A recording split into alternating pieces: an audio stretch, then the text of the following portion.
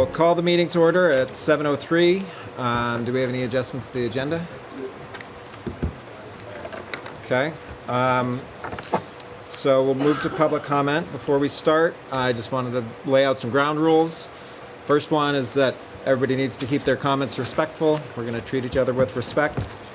Public comment will be limited to 5 minutes per participant. You guys mind if we kill this fan? I'm gonna kill it. Why not? Okay. Let me try. We also have some microphones, so. This one? Yeah, pass it over. Hello? Press and hold. But don't press it again afterwards. It'll change the channel. Hello? Keep holding it. It's going to turn on. Okay. Is that better? Okay. So first ground rule is to treat everybody with respect. Make sure comments are respectful to each other and also to the students and everything. We're going to limit public comment to 5 minutes per participant in order to ensure equal access for all. The board hears tonight. We're here to listen and reflect upon what is heard. We appreciate everybody's comment and welcome everybody to have their say, but are not prepared to respond to direct comments or questions this evening. We may choose to place items discussed tonight for future items to be discussed at our next regularly scheduled meeting. All right, so at this point, is there anybody who would like to make public comment? Is there another mic, Greg?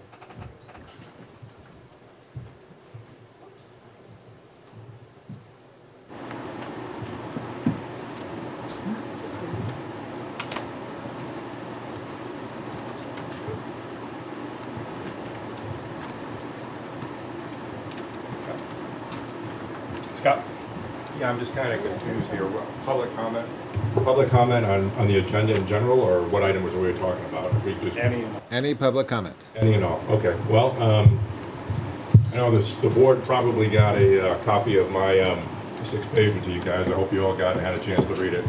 I'm just here as somebody who lives in Stratford. I'm not a South Royalton resident, but I do pay taxes, and Stratford is a part of the WRVSU. One of the reasons I came here tonight was just to reiterate simply that I believe the flag policy at 832 needs to be revised.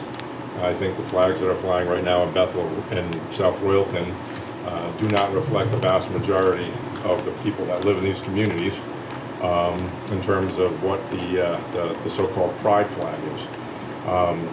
We can have a discussion about the merits of what that flag actually stands for, adherence to it, the people that believe in that flag, the people that promote that flag, and the sort of social and political agenda that goes with it. Counterpoint to that is there are people that find it inappropriate to have flying in a public building.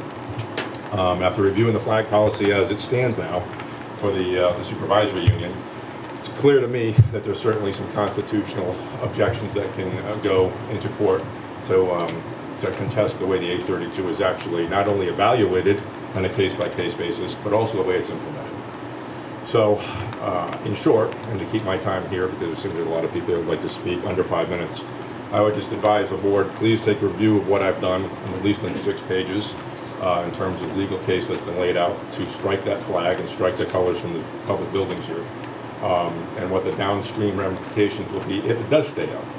Because if the board's policy is, and the supervisory union's goal is to have children educated, enlightened, and forward-thinking and accepting, to have something like that which may not fit or comport with their family values, their Christian values, or other traditional values, is definitely going to cause strife in the school. And if the policy of the school is to do something like that, then that's immediately a reason to have a restraining order against it.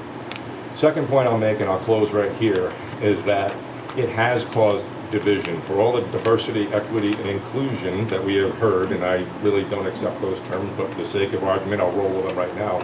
They're doing the exact opposite with the children of what the stated policy of the supervisory union is. And that is they are causing strife in the kids, they're causing a backlash effect, and there's also kids that, like I said, from Christian households that have been harmed in a way. 6th graders were forced to go out to the Bethel school and watch the flag being raised, knowing full well in their households it's something which is not to be treated as anything other than something that's anti-religious or anti-political for their values and their family. So I'm urging the board, strike the colors, both here in Bethel and South Royalton, revise your policy, and in short, the A32 policy should just say the only flags that should fly on our public buildings here in the schools, the U.S. flag and the Vermont flag. And I'll close with that. Can you state your name? Scott Trout, Stratford, Vermont. Thank you. Is there anybody else who would like to make a comment at this time?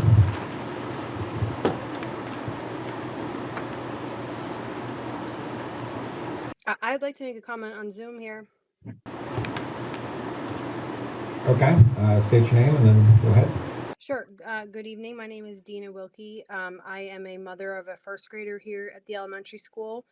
And I would just like to oppose essentially everything that was just said and say that this is a matter, this is our school system, this is our community.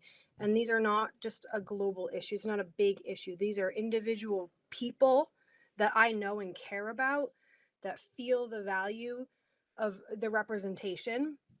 And this is not some political agenda. This is not asking people to be beyond, I think Scott said, uncomfortable with the Christian values or their traditional values. Well, then we acquiesce to them, right? You're asking us to not support the LGBTQI folks and acquiesce to the Christians. Like it doesn't line up for me. It should just be about supporting these people that are individuals, named people that we love and care about, that bring value to our community. And frankly, I cannot believe we're still having this conversation. And I thank the board for, letting me speak. Thank you.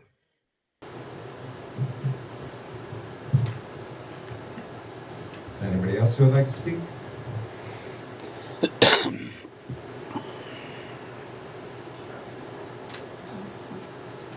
Why not?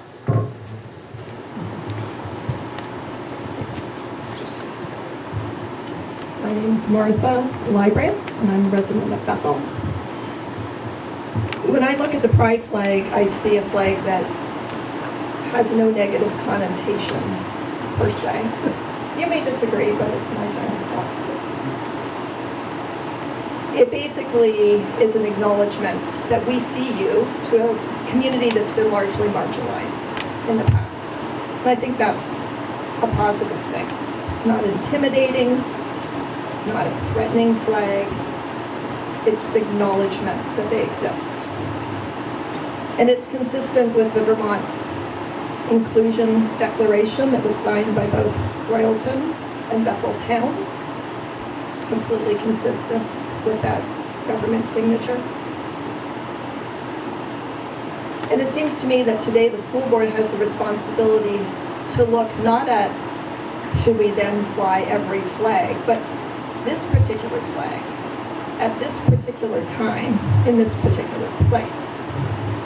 So I'd like to know what the school community, what the students feel about the flag, what the majority of the students feel in 2024 in towns of Royalton and Bethel.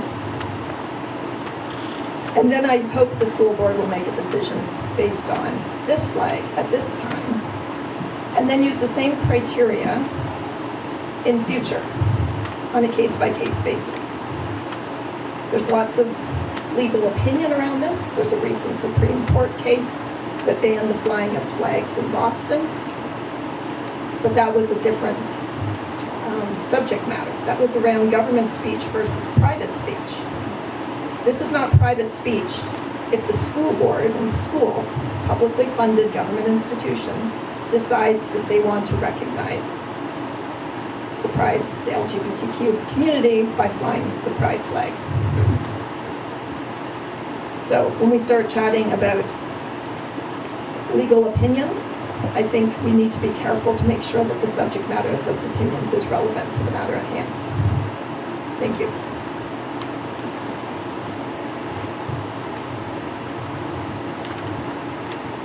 Is there anybody else who would like to speak at this time?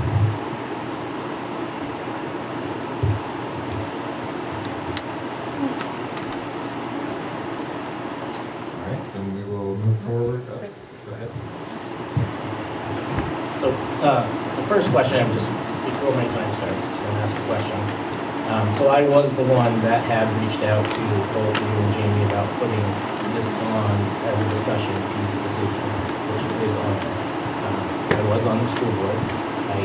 It is going to take me a little bit more than 5 minutes to go through what I would like to say. And I think that I earned the privilege from being on the school board the extra time. It also seems like there's not as many people that we have thought that want to speak. So it sounds like there's some extra time. So I'm asking the school board to allow me to read what Why don't you do 5 minutes, and then if there's other people who'd like to speak, Okay. let them speak. So just quick history. Yep. Could you say who you are, Chris? Oh, Sorry. Chris Jarvis. So just quick history. I mean, I've been on the select board in Bethel for 9 years. I'm only saying that because during that 9 years, the select board, through myself and others, put together the first equity inclusion committee, or one of the first equity inclusion committees in the whole state of Vermont. Through that equity inclusion committee, well, lots of good things have come out of that. One of the things was the Declaration of Inclusion, which kind of gets me into, I was on the school board for 2 years. During that time, we tried to put the school in a positive light. The school was not in a positive light a few years ago. Branding the Wildcat brand, including student body through numbers, inclusiveness, we use that all the time.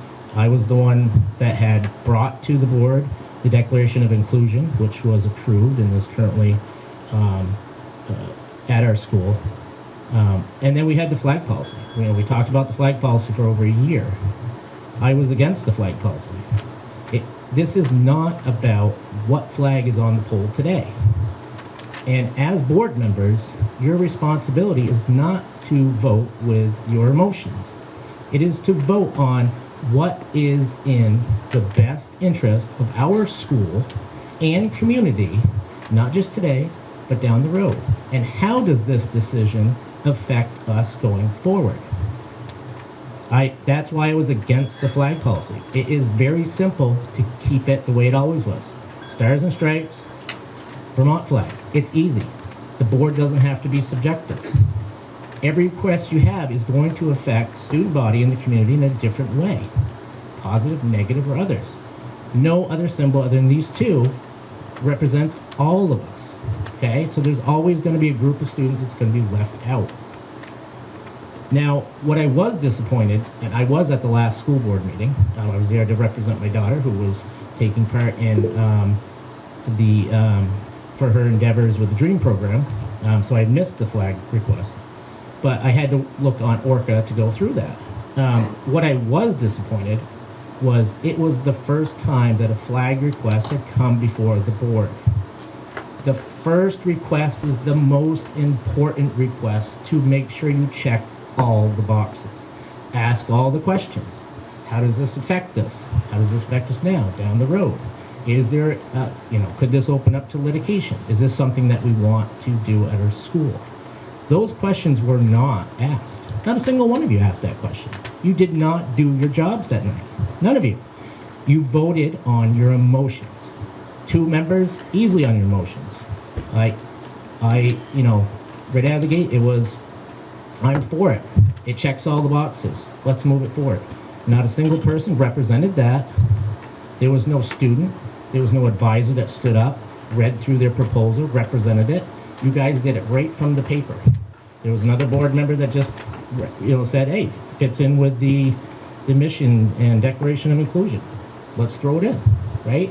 There was no discussion about it. And had you guys had gone through the list, it has to meet these 5 criteria. Not saying it did or didn't, but you had to have at least gone through this criteria. First, visual representation. Yes, it had visual representation. Check. Easy one. Rationale explaining support district's vision. That's a bit of a can of worms there. Is that symbol or that flag inclusive of all of our student body? That's a question mark. Proposed time frame. The proposed time frame, if you looked at the 2 requests, one request said June, one request said until next year. There was not even a defined time frame. It was actually one of the board members that redefined the time frame in the motion. Evidence of support of faculty advisor or sponsor. There were 2, well, I couldn't see it on Orca, but I was told that there was 2 advisors that were there that night. and then demonstrate student support. That's there's a lot of students that didn't even know that this was happening. There was a student that was sitting right in your meeting that night that goes, I didn't even know this was being talked about. So how did it demonstrate student support other than 2 advisors submitted these letters? 2 advisors using club names submitted these. One of which these clubs, the advisor or advisors started. These are not student clubs that students said, hey, I want to have a club. These are clubs that an advisor said, hey, would you guys like to have a club? So where's the club for everybody? Okay, no, 5 minutes. We'll let other people talk. if we're not ready to have the thorough discussion and cut people off at 5 minutes, we're never going to get anywhere. Chris, sorry, I said ground rules. Okay, I'm just following the ground rules that we set for everybody. Is there anybody else who would like to speak right now? Sorry, is it? I think he raised his hand. Sawyer, go ahead. State your name and. My name is Sawyer Moore Cornelius, and I'm a rising junior at White River Valley High School. Somebody asked about student voice, and I can't speak on behalf of all the students, but I can certainly speak on behalf of myself. Personally, I think that I think we should only fly the American flag and the Vermont flag, but in response to that, I just don't look at what other flags we're flying, and I feel like if a student is walking behind me and I just don't look and they look and they feel a little more included because there's a flag out there that they feel represents them, who am I to tell them that, well, they shouldn't be able to have that? I don't need to look at it, you know? I don't have 5 minutes, but I've got that. Okay. Somebody online. Shannon. Yeah, I used to. Can you hear me? Okay. So I used to be on the board, and I definitely don't need my full 5 minutes or 10, and I'm not going to ask for extra time. So I find that this entire discussion is disingenuous, and honestly, it sounds like sour grapes to me, because when our students brought this to us at first 2 years ago and said, can we fly a pride flag? Chris was the one person on the board who said, no, there's no policy. Let's go and get a policy, and not just a policy at our district, but an SU-wide policy. And I assume he did that because he thought it would be so much paperwork that no one would do it. We went through debates, we went through discussions at the SU level on the policy board. There were votes at all of the board meetings and the SU board, and he got outvoted. And this whole thing is still him complaining about this flag. There's a policy. It was followed. I'm not sure why we're even entertaining this discussion. Thank you. Is there anybody else who would like to speak at this time? Yeah, I'd like to say something, please. Okay, yeah, go ahead. This is Joshua Tatro, and keeping it as short as I can and as much as it can make sense. Last I knew, school is to educate our children, to educate them and give them the knowledge they need to be successful people. This is the one question that I have. How is even flying flags going to help our youth create a better future? It's going to start with the pride flag, then it's going to start with a BLM flag, then it's going to be a straight flag, and then we're going to have about 10 different flags, and all of the kids that's going to that school is going to have a certain flag that they can resemble and relate to and feel good about, how is this making people feel good?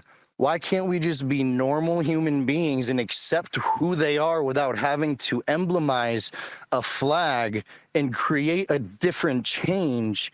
Just let it be what it is and educate our children, because I'm telling you, any flag other than anything isn't going to educate our students at all. United States flag, that educates them about our history. The Vermont state flag, that educates our student about our state. All important. Ask any of our students right now any important question about state or government. I guarantee you they're not going to know nothing about it. And now we're having a conversation about what flags we should fly to make children comfortable. I just don't understand it. The taxpayers' dollar is to educate our kids for the future, and this isn't doing it. That's all. Okay. Dana. Yeah. Dana. Yeah, Hi, everybody. I'm Dana Decker, the equity coordinator you've all been talking about online. And I have to tell you that there was a process, and it was a student-led process with student voices. Most of the students in our GSA in high school came to me because they've been working on this for 2 years. And the last time they came here, they said that they could not raise the flag for Pride Month, and that's why they wanted to do it. They wrote really great letters. They came together many times during advisory and during GSA to write these letters. It trickled to the middle school through student voice. And so we now had a policy. We gave them the policy. There's a timeline. We have a lot of work behind us to show how it was student-led. The reason why student names were not on the letters was because of this exact thing. I didn't want to put any of these students in harm's way. I've seen it happen before. They're just trying to have a voice for themselves. The other thing I would like to say is anybody who was there voluntarily. We did it during school lunch. The students that did not want to come out did not come out. The students that did want to come out, they came out. We also have these on slides and advisory. We're meeting at GSA to write letters, students. It's all student-led. We have the advisories from the past to show that this was also student-led and people were, this was known. So we weren't trying to be secretive, and when I say we, I'm taking the responsibility to talk for them right now, because it's not okay for them not to feel safe in the school board meeting. Thank you. And I really thank you for listening to them. Okay. My name is Tyler LaGrange. I'm a parent of a couple kids here, one recent graduate and one in the GSA club. And I just wanted to speak a little bit here, but I shouldn't need the whole 5 minutes. We know there are people in town that are against flying the pride flag and some legitimate support for having no flags raised at all other than U.S. and Vermont flags. That's one side of the issue. The other side of the issue is raising the pride flag and keeping it there. Many in town would be fine with that. The policy we settled on with floating support of student-advocated flags for supervised causes is where we landed as the compromise. The current policy is the compromise. We're seeing the expected reaction from those that are unsatisfied with any sort of compromise, and they have not presented any convincing reason as to why the current policy should be revisited. The stuff that Chris just went through in the policy, there is student advocates. I have one at home who was very proud to be part of the GSA club and have this flag raised. There are student advocates here, and they did present many things, that reasons why it should be. And then lastly, I just want to encourage that our board and community members look at the Youth Risk Behavior Survey summary taken by our kids here in our communities and statewide. And in particular, look at the results that clearly show LGBTQ kids suffer from a lack of feeling supported by their communities and experience significantly more bullying and suicidal thoughts. The results of those properly conducted surveys are the reason I will continue to make a case to support LGBTQ kids whenever possible. I hope we can make all the kids in our communities feel supported, and giving some extra support to those that unarguably need it most is a step towards that goal. Thank you.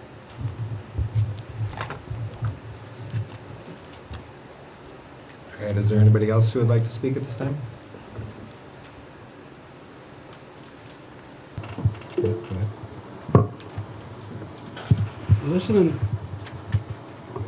Listening to the last two speakers, I would assume they're saying that this was discussed in school and voted on by the classmates of school. And I'm going to assume this must be a majority vote that they wanted this, or was it a minority of Pride students that wanted this flag? I mean, if majority moves, I'm great with that. I can't believe it. I can't believe the majority of the students of this school wanted Pride flag flying in the fall. Thank you. Did we get a name? George Robinson, Sharon DeMont. George Robinson, Sharon. Francie, online? Hi, my name is Francie Slater. I'm a Royalton resident. I'm here tonight just to support the students and the faculty who worked hard over a long period of time to achieve something that was really meaningful and important, not only to them, but to the wider community. I'm learning a lot tonight about what the district and the SU has been through to get to this point, and I just want to commend everybody who has worked on this to persevere, to create a policy that is a just policy that allows inclusive actions to be taken, because an inclusion policy means nothing without actions. You can have words on a page that are meant to check a box, but if students don't feel the result of that, if students and teachers and families in the community don't experience inclusivity, and people experience that in different ways, then it means nothing. So I just really want to applaud the efforts and the achievement of the GSA and the school board and the SU for moving this forward. And it sounds like you did everything that you needed to do. And I'm kind of echoing some of the other speakers that I'm not really sure why we're still having this conversation tonight. Thank you.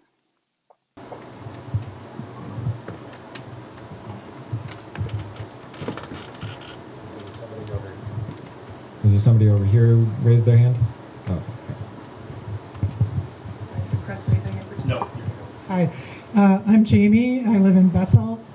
And the gentleman who was on Zoom a few minutes ago asked, how is this educating our children? And I actually can tell you how, because I was a high school and then later college teacher from 1972 until I retired in 2018. So yes, I'm old.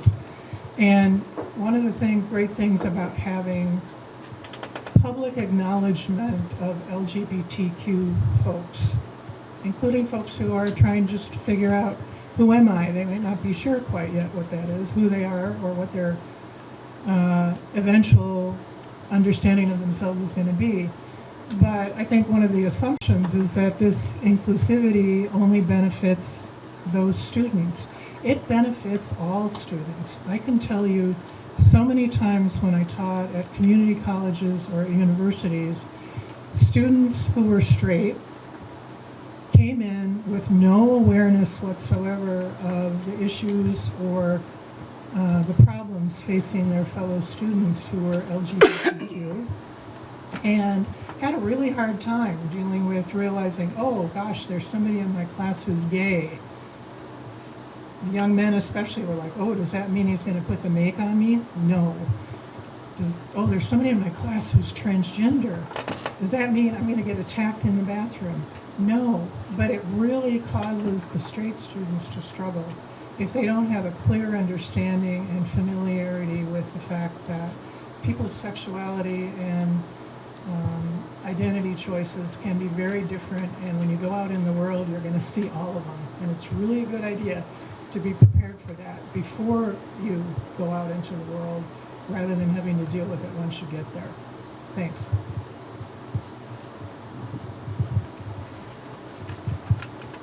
Is there anybody else who would like to speak? Yeah, I was wondering if we could raise a cross so my kids can be comfortable too. Sorry, raise your hand next time. Just Chris was next in line for second chances, so Casey has not spoken yet, so go ahead, Casey. Hi, I'm just wanting to share a little perspective. I'm not against the flag flying, but I will share that I also don't have children at White River Valley. I do have children at FBUD, and I have gone round and round with FBUD.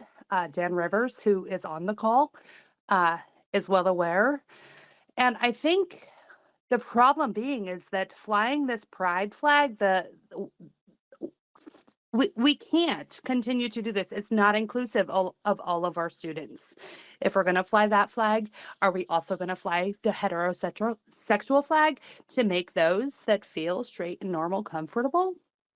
I have asked this of Jamie. I've asked this of the First Branch board. What are we doing to make these other students comfortable? It's not about making the other students comfortable. It's about making those who are questioning their sexuality comfortable, and that's not acceptable. I will also share, for those of you that don't know, and I'm not ashamed, but I graduated from Soro. And I think I was a sophomore, my father left. We were abandoned. He left. He turned out to be gay. And during that time, it was not socially acceptable. Was there any student support? Was there any faculty support for my family? And can you imagine the taunting that we endured as students? Oh, your dad left your mom for a man. Like, come on. The problem is bigger than what you people are making it out to be. And we just really need to get off our high horses and understand that this is not something we should be teaching in elementary or high school. It's unacceptable. This is something that should be taught at home. And, I've come a long ways. I still don't have a great relationship with my dad. Absolutely not. I probably never will. Do I respect gay people? Do I respect people that are bi or transgender? Absolutely. I have some best friends that are. But I do not feel it's appropriate to be teaching this in the school system. And that's all I'm going to say. If we're going to fly this flag, then how are we going to support the other students and fly other flags? Perhaps we should just stick to the two. And I guess my other point is, I once worked at a workplace. I've had a lot of work history. I work in, currently I work in the hospital, and I've worked in mental health, and love doesn't always win. And this really isn't about love. And we need to stop with the love wins, because it's not working, and we're not supporting the kids. This is not all inclusive. And until we make all students feel welcome and stop making exceptions for those that are uncomfortable and uncertain and putting this on a pedestal, it's just not appropriate. We're not supporting all students. And that's all I'm going to say, because this is kind of a moot point.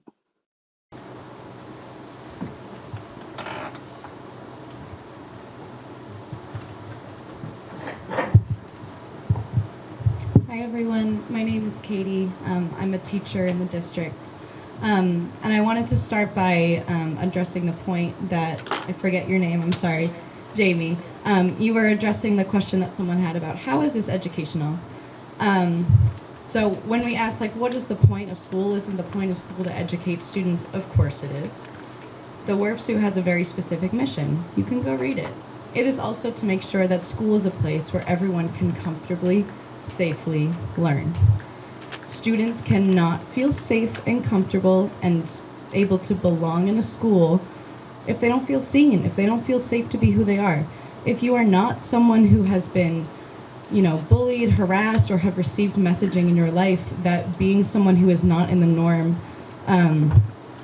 like if you are growing up being told that if you choose to explore your identities in ways that are not fitting the norm, like, you need signaling in the school to show that all students are safe and that you see them.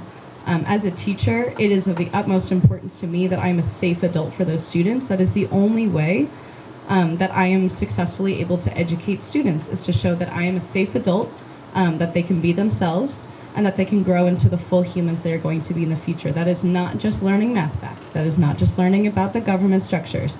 That is learning about who they want to be now in the world and the kind of space they want to take up, the kind of difference they want to make in the future. Students cannot do that if they don't feel safe, if they don't feel heard, if they don't feel seen. And so when we talk about the pride flag, this is not like, oh, let me go and, see, oh, I'm that one up there. That's not what this is. This is not about students having a mirror.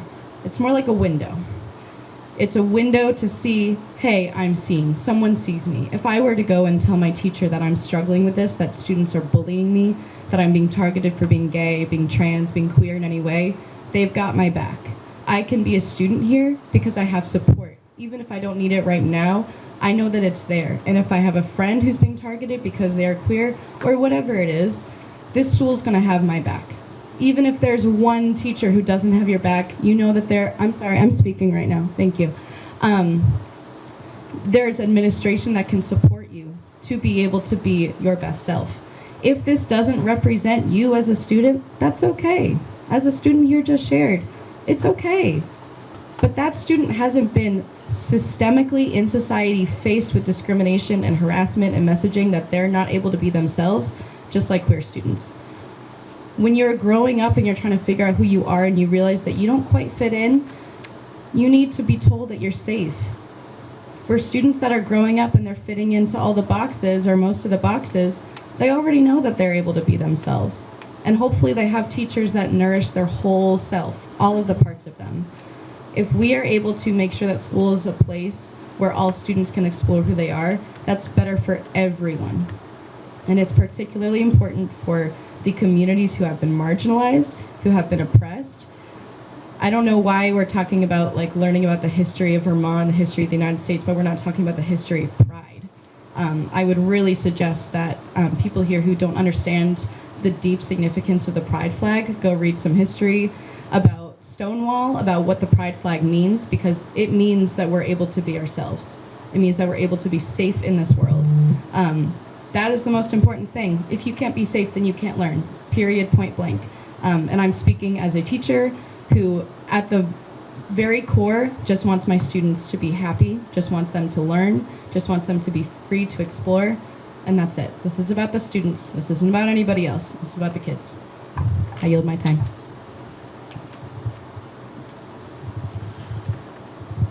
Is there anybody else who would like to speak at this time?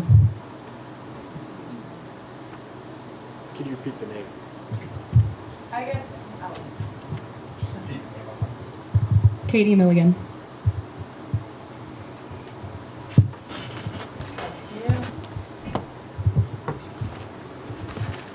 I guess I would like to speak just to make sure that the kids in our community can see other people who support this effort.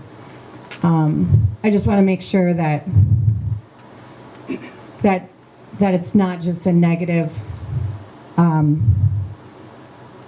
fight about this. It's hard for me to understand.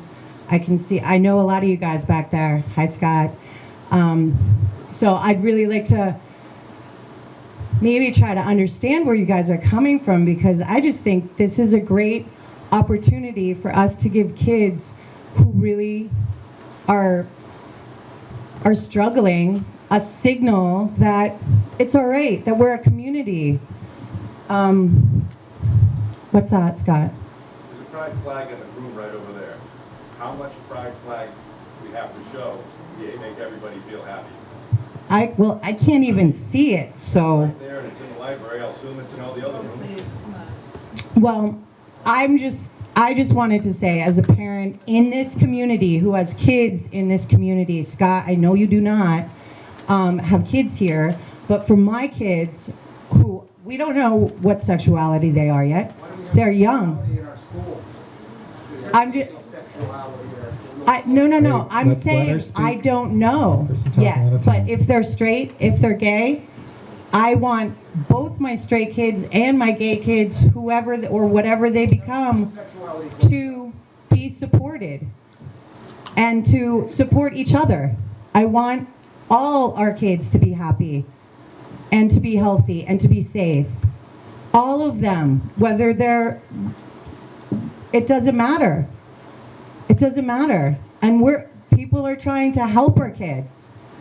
And it's just frustrating. So I just wanted to say that. I don't know what all has been said because I got here late and I'm sorry. But I just want to make sure that another voice in support of this is being heard. Can you say your name? Nell Gwynn. I had 2 minutes, but I can't talk again. Let's let, if everybody's done wants to talk the first time, then we'll let Chris go ahead a second time and after that. Go ahead. Thank you. So, this isn't sour grapes. When I was on the board, my proposal to the board was let the kids vote on it. Let the kids vote on it at school. Nobody on the board wanted to let the kids vote about it. It became we wanted the power to say yes or no. Not the kids. I'm hearing tonight, let the kids vote on it, right? Everybody said it here, except for him. He wants the power. Being safe. Come on. There are so many kids that are struggling in this school that aren't fitting different categories that we have flags for. The train is off the tracks right now in this discussion. This has nothing to do with the pride flag. This has to do with control of a flagpole, okay? Once you put one up, you can't say no to another. Public opinion. I started a survey, everybody knows, okay? Everybody's talking, oh, survey doesn't mean anything, but it's public opinion, okay? Surveys aren't perfect. I put them on 2 online, the most probably published online ones in our community. Trust me, if you weren't on it today, you'd know. And it ran for 2 to 3 weeks, collected 136 votes. 72% said no other flag other than the United States flag and the Vermont flag should be on our flagpoles. 72%. Yes, that there's 4,000 registered voters in our 2 towns, right? But 126 people voted on our budget this year. That was okay, right? So let's put it in perspective a little bit. What I was saying at the beginning about be careful about policies like this is this next thing coming up. Listen carefully. What I tried to avoid is happening in the school now. School division. You have students that have divided. Don't sit here and say, no, they're not. They are. There are comments from students during the ice cream social and the flag presentation here at the high school that were being labeled homophobic if they didn't come to the ice cream social. Okay, that is going on. That has created division. There are kids that said, why can't they have a heterosexual flag? It has started community division. We've all seen that. If you're on Facebook, join it, right, Ed? Community division is happening. What happened in Randolph 3 years ago? Similar thing happened in Randolph. Community division. Flags came down. Students left the district. Where did some of those students come? Here. We're a happy place. Now we got division. We're divided. Where do you think some of these families are going to want to go now? Out. I've already talked to 2 families today that are in FBUD that have 3 total children that said, we're not coming next year. We were going to come. We're not coming now. We're going to go to one of the other ones. It smiles. It's only 3. But how many kids do you fight over, right? A dozen coming out of there? It's not many of them. We're losing them. And then the most important part, we are starting to be selective on our acceptance of requests for flags. Yes, there was a student body that had put together a request for a heterosexual flag to fly on our poles.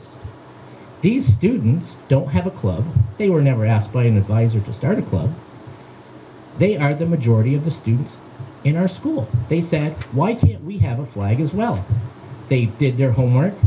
They presented a letter, and they could not get a teacher or an advisor in their high school to sign off on it because the teachers, quote, are scared to potentially lose their job or have to deal with intimidation on a daily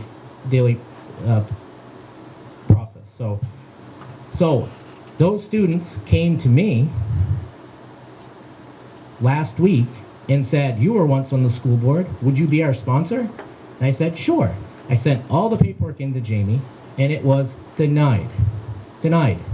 Okay, here we are. We are on selective criteria now. Which flags fly, which ones don't fly. We're already starting that. Didn't even make it to the board level. You guys are probably all shocked right now. Nobody even knew about it. But this is why I said a no policy is the best policy, because now you're already selectively saying which ones can fly and which ones can't fly. Okay? In the request, it hit all the pieces on there. And now we're being kicked back. And we can talk about, what we determine what these pieces are, but now we've already started. This is the slippery road that I said, that this once you make the first approval, you're stuck. Like, you're stuck now. If kids want a heterosexual flag, you have to put it up. My vote is no flags, right? Let's just keep it down to the two that we normally have there. It's easy for the board, it's easy for the kids, we don't have to worry about this. Or go back to my initial addendum of the flag policy and let the kids vote on it.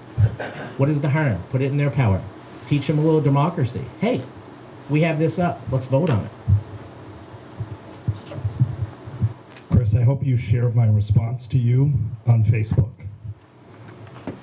since you just made that as public comment. I hope you share that with all the citizens. You have my response. Do you want to talk about this? No, I'd like you to share it on Facebook. Because you're being subjective. Okay. Is there anybody else who wants to speak right now? Yeah, go ahead. So my name is Joe. I live in Bethel. Since Chris just referenced me a moment ago, I'm going to go ahead and speak. Yeah, you did. So first of all, it sounds like there is a process. It is in the packets for the people who are here.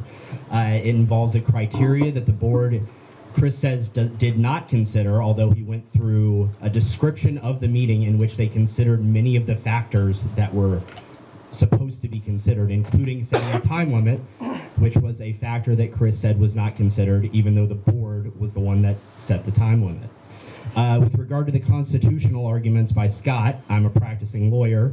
I couldn't disagree more from a constitutional level whether or not the board's current policy is constitutional.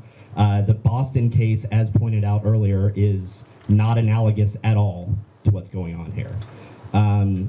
This is very clearly a squeaky minority opinion by a few individuals who have raised this on Facebook, and now our community is going through this.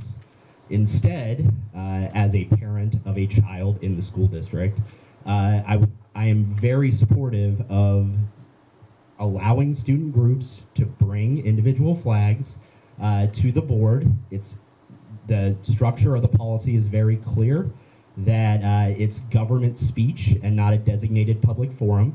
The board is allowed to do that under very clear United States constitutional law. There is no constitutional argument. It is a legal policy, in my opinion. Not that anybody asked for my opinion. And it sounds like the policy that was enacted over Chris's objection was followed. The policy does not include a vote of the majority of students. It sounds like that was considered and not adopted, and instead the policy was followed as it was laid out by the board. Thank you. Can you restate your name? Sorry. Joe Strain. Okay, is there any more public comment at this time?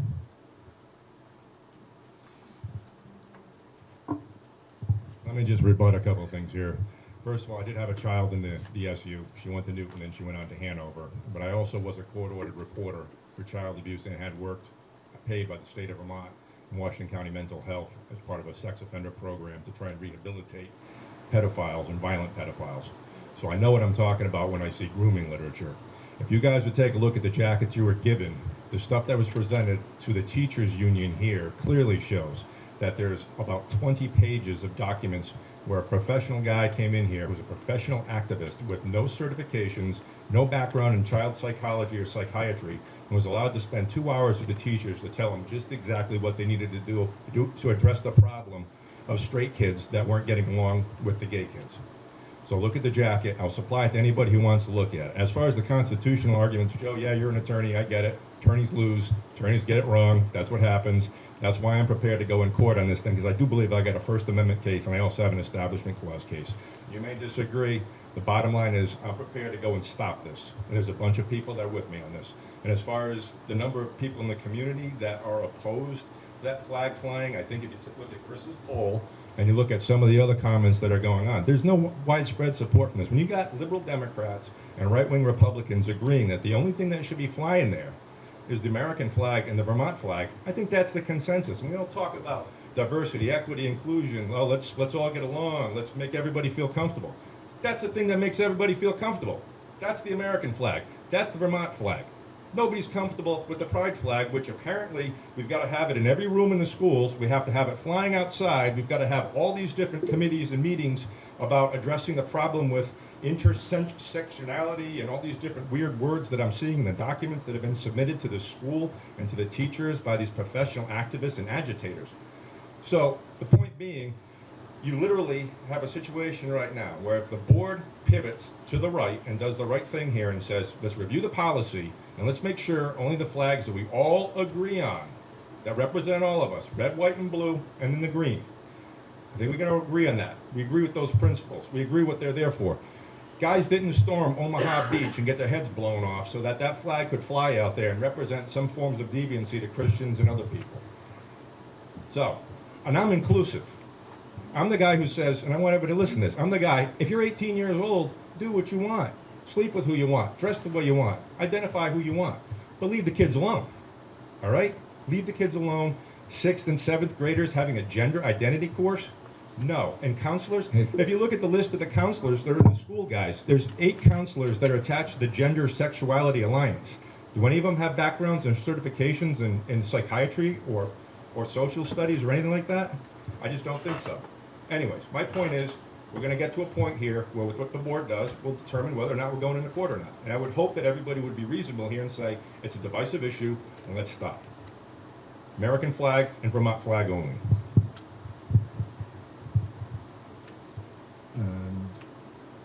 Go ahead, Emily. Hi, I hate public speaking. Emily Miller, I live in Bethel. I'm a middle school teacher and advisor to the GSA. And I don't know where you're getting your facts. Like, I'm a science teacher. I really teach kids to look at the evidence and find the evidence and the data and pull it out and use that to argue their case. Like, it's literally a standard I have to teach. And you're not using real evidence. Like, you're making stuff up. Like, 8 counselors, I got 51 pages right here. okay, but I am, I think, one of those people. But I just wanted to just cast a little doubt on your facts that you're claiming to throw out there.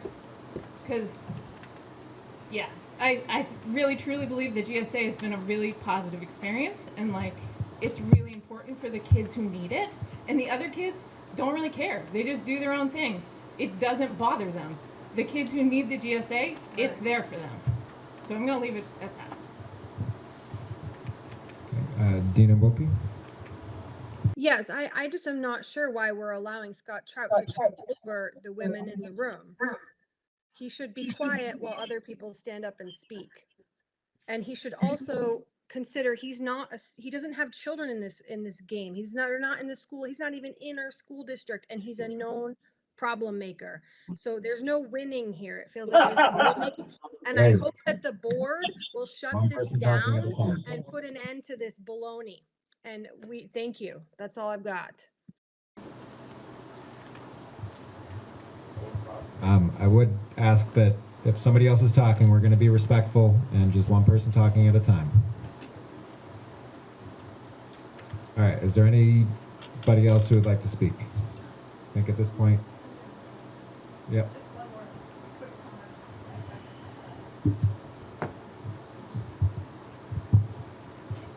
comment. It just occurs to me that if you have a policy that you followed, that was put in place, going through the right process, and that this is government speech, then we don't have to go to court. What happens is, if we don't like the decision you make, we vote you out. That's how government works. Next time we go to the polls. So it's not a question of being threatened about discriminating against a group that is not in front of you right now. We're only talking about the pride flag, not any other flag. And if we don't like the decision that's being made by this particular school board, then there's the opportunity for the community to vote you out next time. You state your name. Martha Librand, again.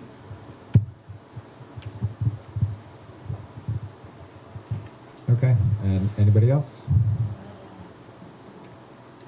I think at this point we'll move on with the rest of our agenda. Is there any board comments that anybody would like to make?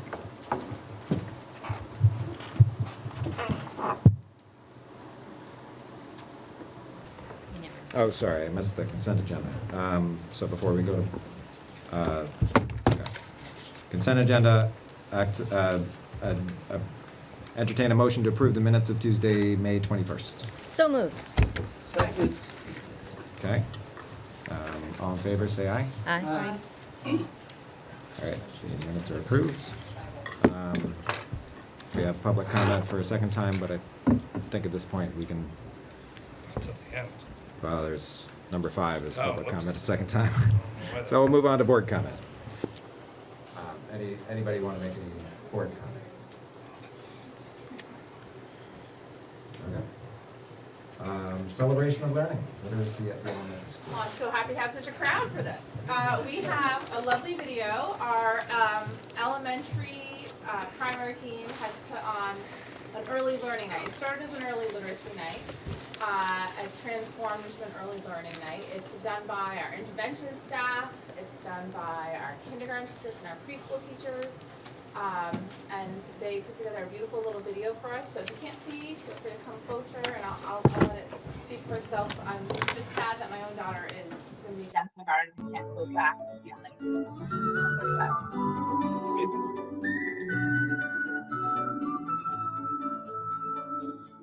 I would read that aloud. Oh, sorry.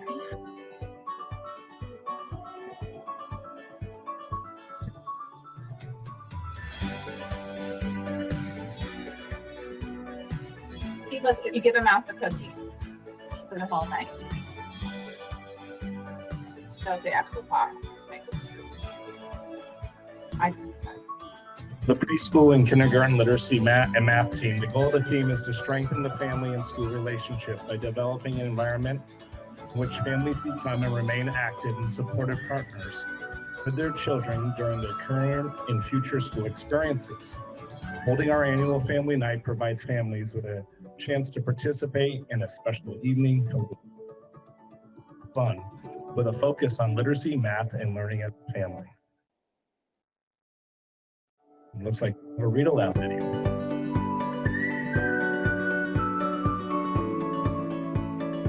Is there a video? Got it. All right. Video, and then we provide some food for our families. Early literacy skill exposure has proven vital in the child's future school success. Another important developing this skill comes from family involvement of literacy activities at home, especially reading to our children. We bring the community into our school and share some literacy modeling ideas. For their early learner at home, it benefits everyone. Following slides highlight our family night activities focused on literacy skills.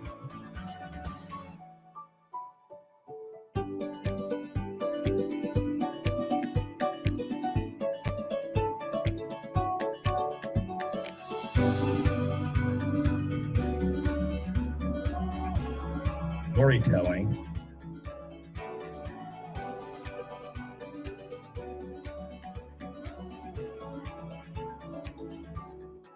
Rewriting skills.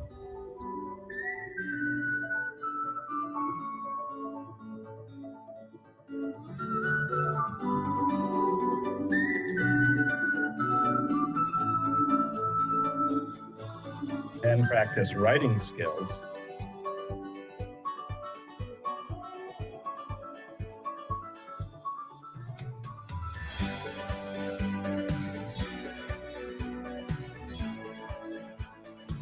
and students work with their families to practice illustrating.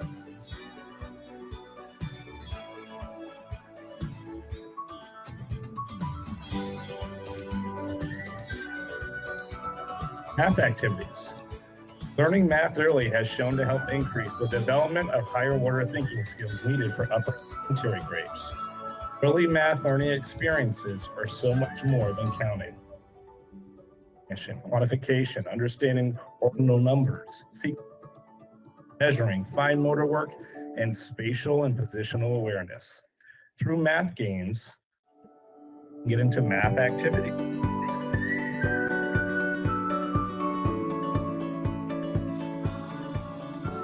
Working on some number sense here.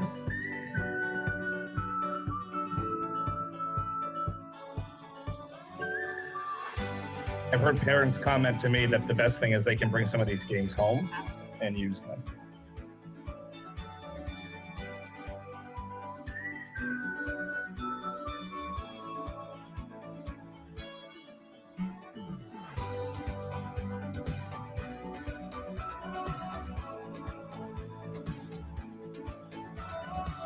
Look at that smile.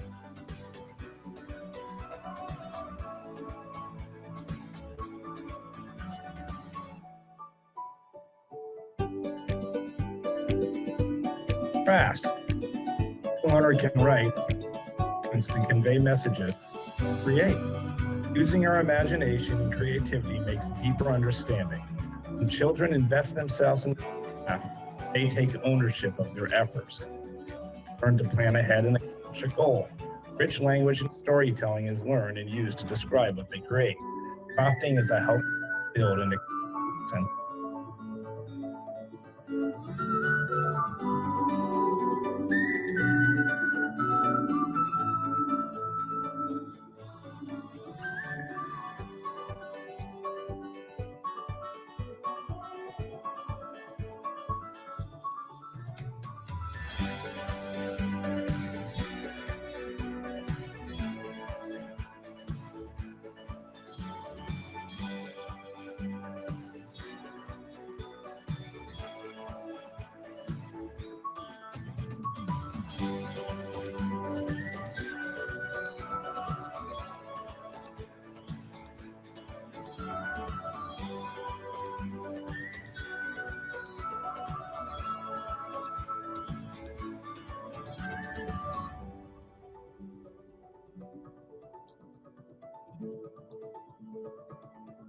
To close out the evening, every family fills out a brief survey of their experience and receives a home connection activity and play pack. The packets start to help promote family involvement with their young scholars' learning and development. The packet includes books and related engaging activities to encourage family-child learning.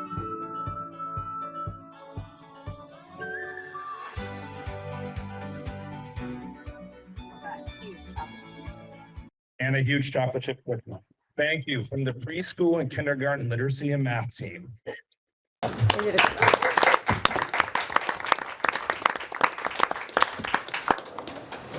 for emceeing that. All right. Our fluency wasn't too bad. Thank you for that. Now on to the superintendent report. It's not bad for fluency, huh? Good job. So you have my superintendent report in hand. Additions are just to note the yield bill was, the governor's veto was overridden yesterday with the legislature. So the yield number has now been set. That is slightly higher than what we had used when we forecasted the finalized tax rate. So my sense is we're pretty much neutral now in Bethel, and we'll be down even a little more in Royalton, if not down a little bit in Bethel. Yeah, so Do you know Tara what it is? had provided us with an updated sheet in May that had the final rates. So those are right. So those are solid now. Yeah. The other bill, just to know, and it's a procedure that we'll get posted on your websites, was just there were some changes to the open meeting law specific to holding videos for 30 days, which we do. Just a reminder, the ability to do a virtual meeting is no longer on the table unless there was like a cause and concern around like public safety. You could utilize a virtual only meeting. And in general, we're back to hybrids anyways. The other thing to note is that if someone had a complaint around an open meeting law violation, there'll be a procedure on the website that articulates how they can convey that complaint and provides the procedure on how we would respond. The VSBA is supposed to be coming out with some model procedure around that. I saw a draft. I know that they got some feedback on it. They were going to tweak it. So I'm still waiting on that finalized procedure. And we'll make certain to get that posted. Otherwise, I would just say, lots of great celebrations that I've been able to participate at the White River Unified District, including graduation and the baseball state finals on Saturday. That was great. Nancy, we were right there together all day. It was a good day. And I would say to you, your schools really keep rolling. We've got a 7-week summer camp happening here at the White River Unified District this summer for One Planet. There's middle school clubs that are going to be happening this summer for enrichment programming. We've got teachers headed off to BEST next week. At the middle and high school, we've got teacher teams coming in to do planning and curricular work this summer. And teachers are going to be coming in to unpack their Bridges materials in math at the elementary level this summer. There's just, we've always kind of said schools don't stop. It just is becoming more and more apparent like they really don't. And, I want to just highlight the One Planet staff. Royalton was able to offer, and Bethel students participated as well. They ran One Planet in February break and April break this year. So we have programming for students during both those breaks, and we have a 7-week camp this summer. So there's just a lot happening. It's exciting stuff. I say to the principals all the time, I think what we have to really make certain, though, is that folks are getting away to go fill their buckets. There's a reason why we also have summer break. So I just want to make certain that we're providing opportunities for staff and administration, everyone, to get the rest they need so that we can come back recharged to have a really great FY26. And if we don't take that time to recharge, that is when fatigue can really start to set in next school year. So there's always, I understand folks wanting us to be open all the time, but I also example, One Planet shut down the week prior to the end of school because those folks are going to start right back up for 7 weeks, and they're going to start the first day of school next year. So we need them to be able to recharge their batteries as well. So I'll take any questions folks may have.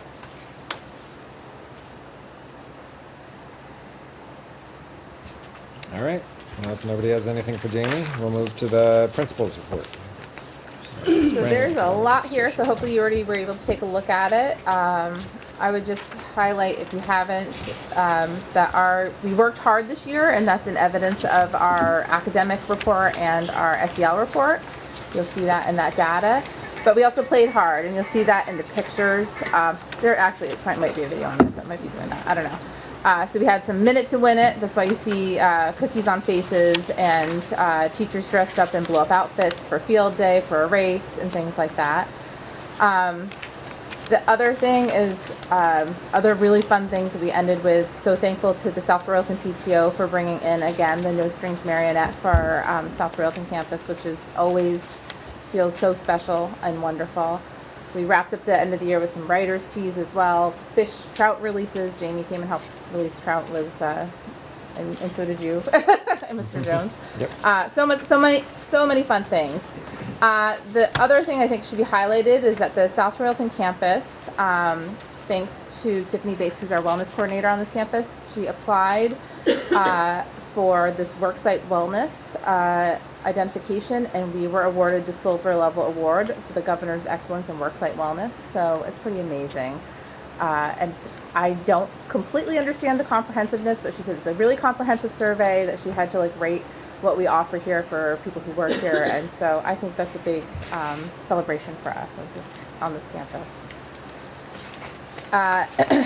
Clicking over to, I think, the academic data report, I feel like what I see in our academic is that we are holding our gains and everything is trending still in the right direction. I think the thing I'm most proud of is that goal number 3, that we are decreasing the students in K to 8 that are scoring in that lowest first level. And I think that really is attributed to the functionality of our targeted teams meeting in the elementary weekly to look at the data and talk about specific kids and their needs. And then clicking over to the social emotional report, there's a lot there. So if you, sorry, not loud enough, those fans, sorry. So I think there's lots of celebrations in our social emotional report and reflection of the year. We feel like the Positivity Project and our Friday Wildcat Times has really helped to educate kids on respecting other people's mindsets and just some other wonderful character strengths. We had no hazing, harassment, or bullying that rose to the level of needing investigation. And I think that all of our referrals are trending down for office referrals. Significant decrease in those. So we're looking forward to next year. We have big plans of meeting this summer to kick off next year, and we're excited to invite, welcome Kylie Holstein to the Royalton campus as our student support coordinator for this campus to help out here. All right, that's me. Good evening, folks. Throughout this entire school year, I've talked to you about the glory of the makerspace. Very proud of that kind of evolution, building it out, people that have been involved. I'd like to use that as a framing tool right now and highlight something in my principal's report. Ray, could you please scroll down to the pictures of Andy West and the students? Thank you very much.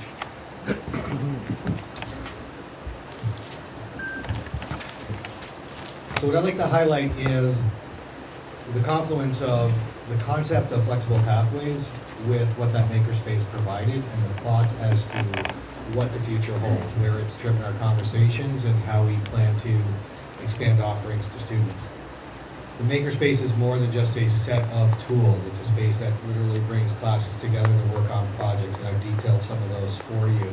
Flexible Pathways as a program is intended, as you well know, to afford access, individualized access to education, to create pathways to engaging materials, to passion projects, to meet the needs of specific students, whether it's individual, small group. It's more than just the students who are taking algebra, high school classes, or those who are trying to convince me to get goats, as I brought to the board at the beginning of my time with you. This in particular is an example of where flexible pathways should be going. Those pictures seem simple. A couple of boys and an educator who put together a Gaga pit. That Gaga pit was commissioned by the PTO in this campus, in this town, and created a community connection where those students, with all of the embedded curriculum, math, planning, material management, tool usage, shop safety, respectful interactions with each other, having to advocate and listen to someone commissioning a work from you. All of those skills wrapped up into creating this for that Gaga pit for this campus. And the pride that they felt from that showed us the value of a Flexible Pathways program. Curriculum wrapped up into a package that was engaging and tied to something where the students were giving back to their community, forging stronger bonds between a lot of different community members. What that informs us in the future to do is we've taken that Flexible Pathways concept and continued to grow it. I and several others, including Mr. West, our Flexible Pathways coordinator, met with folks at central office to look at some students who have significant academic needs. And rather than just starting with a basic core schedule, all students' schedules look like, we looked at what does this student need? How can that program afford access to education? It also drove conversations about how we access students for intervention. What we're looking at in the future is continually pushing towards a system where, especially our older students, have some choice. So again, the Flexible Pathways concept has grown with our Essentials teams who have been hard at work creating space for a little bit of choice. Hopefully, again, increased engagement, deeper dives into content areas, specifically for our 8th graders. And I think that's the kind of growth you can expect to see. How are we giving our students choice to access core curriculum materials, proficiencies that they need to have, also allowing us to provide the interventions that are needed to enhance literacy competencies and mathematics, driving towards a system where we take the brilliant work that the elementary school is doing, match proper interventions, afford students an opportunity for some choice and direction, culminating with a capstone project so the students and citizens we're delivering to the high school have those skill sets that make them successful in Jeff's school. Shifting into our academic benchmark reports. On one hand, it's very easy for me to say, yes, we made progress across all grade bands. But I think the work that came from that conversation dug a lot deeper into what that actually meant. When we looked at specific students, I'll give you an example of the 8th grade cohort. There's a wide range between the outliers. In other words, if our progress was measured just under 2 points, there were some students who are showing remarkable growth, 10, 16 points worth of growth, and others who are showing a backslide. We have to do a better job of utilizing our data to appropriately engage interventions. And we need to continue to draw the lessons, again, on the success of my colleagues and other teachers and what my classroom teachers are experiencing. Consistent intervention, timely, using our data correctly, progress monitoring, all of those things have to be in place in a tighter system so that what we're matching for interventions would have the outcome of a more universal progress as opposed to having these wide outliers. I just wanted to be transparent. Yes, as a cohort, we've made progress. But we have to ask the harder questions as to why this student succeeded so much more than another if we're using similar interventions. Shifting to our SEL report, there were a couple of areas where we focused very tightly on in the school.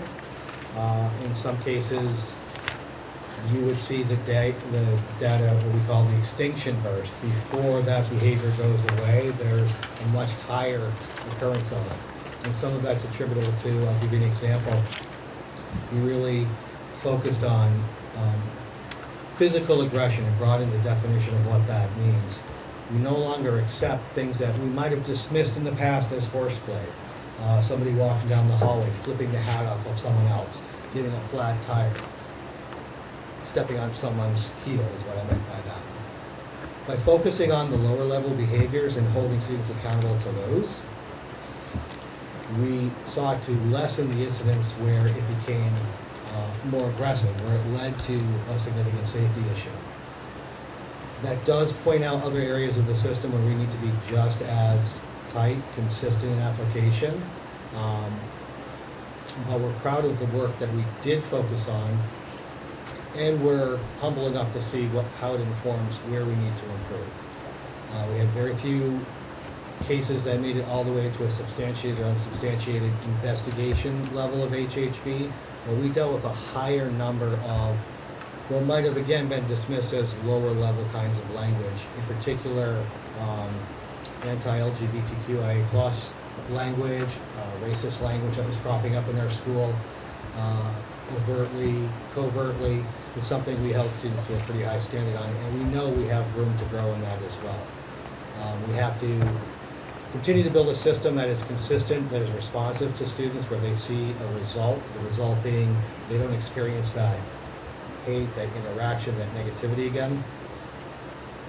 We need to get their buy-in so that we can increase how much is actually reported. We can't do something about what we don't know about, and we need to be better about that which we do know about, if that makes sense.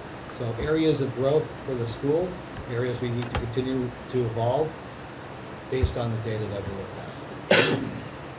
Entertain any questions, or I'll pass it to Jeff. Question.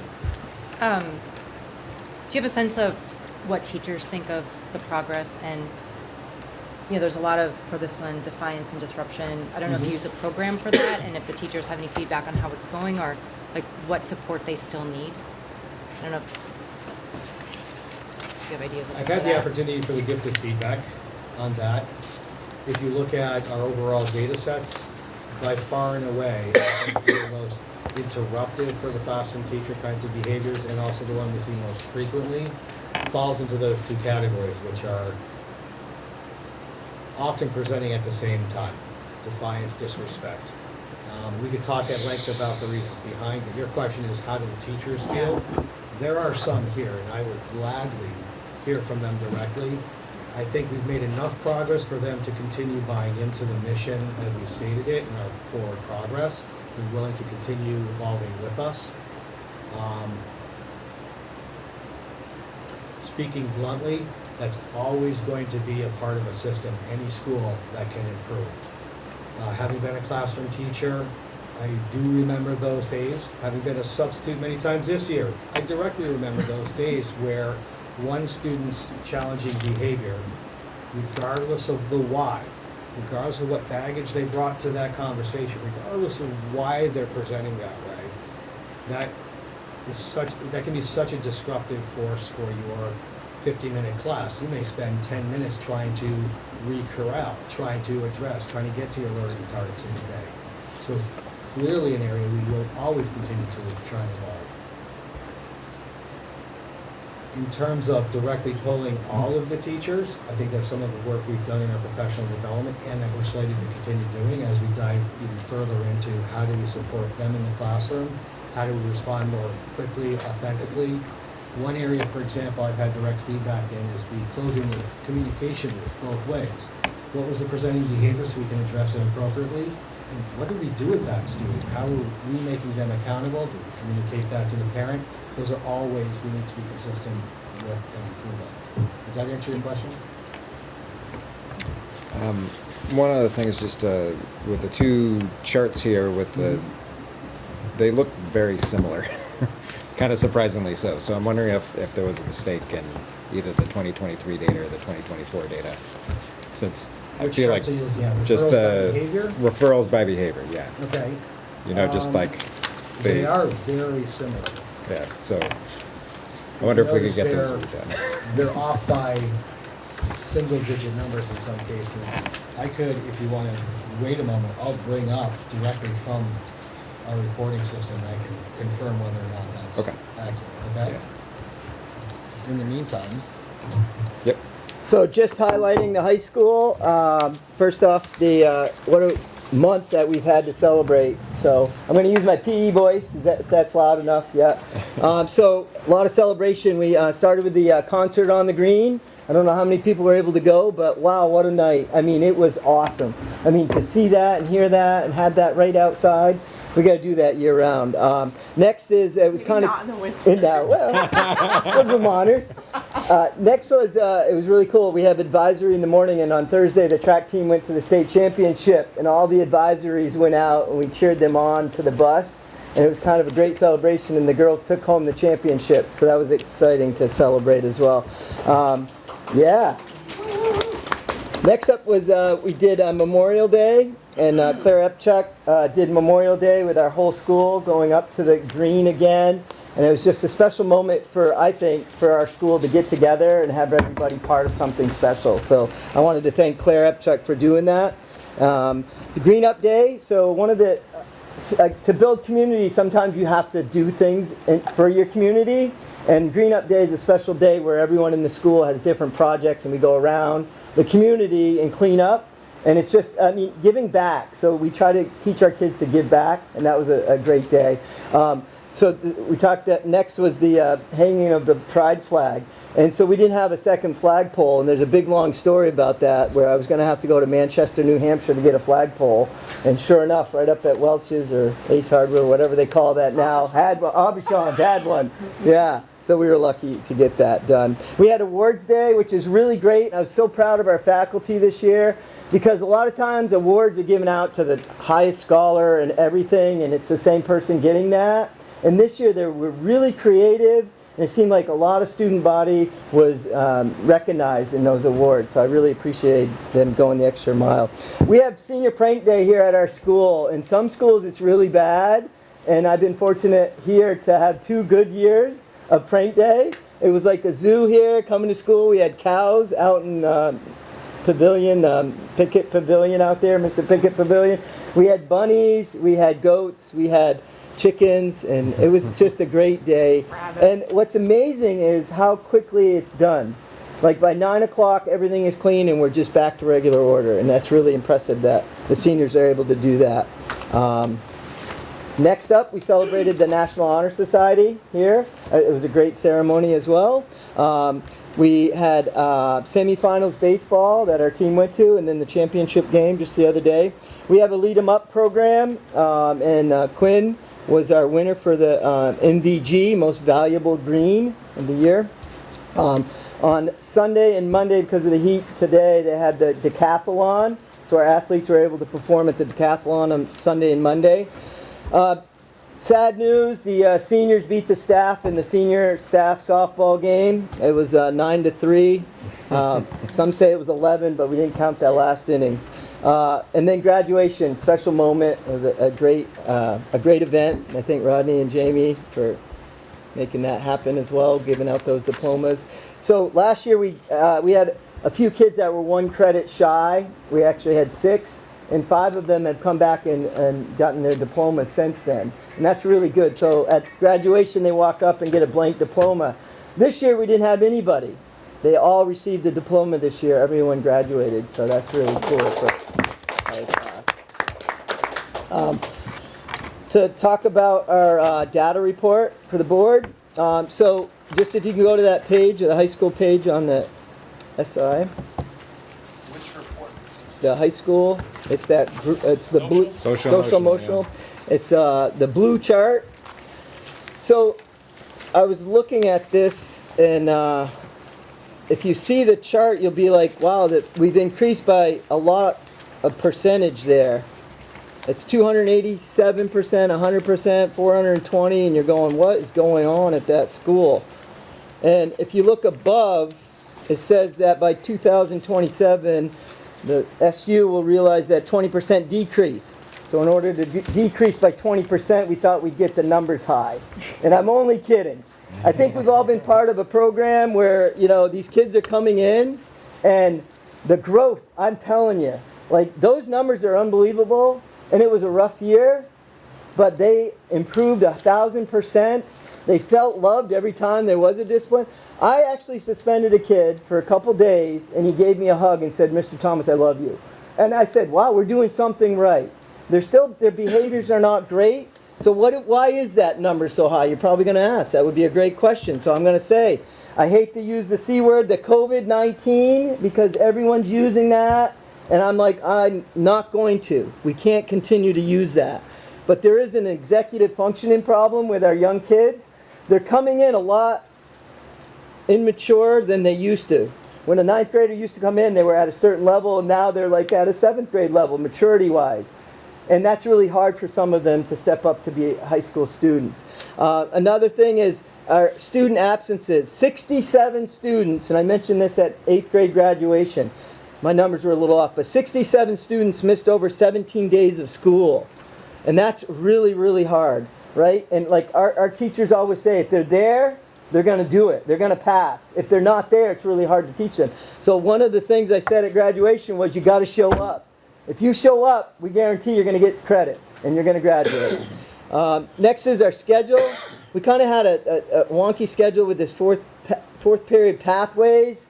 I thought it was going to be really exciting, and kids have opportunities in this and that. But again, because of the executive functioning, a lot of the behavior went up during that time because kids couldn't decide on an activity that they wanted to do or a certain class that they wanted to take. So single parents, I don't know about the numbers, and I don't have statistics on that, but I do know some of the kids I sit down with that live with their grandparents, and I know it's really tough as a grandparent to actually take care of a 17, 18-year-old, and it's tough on the 17 and 18-year-old, and that's part of the absenteeism, I think, as well.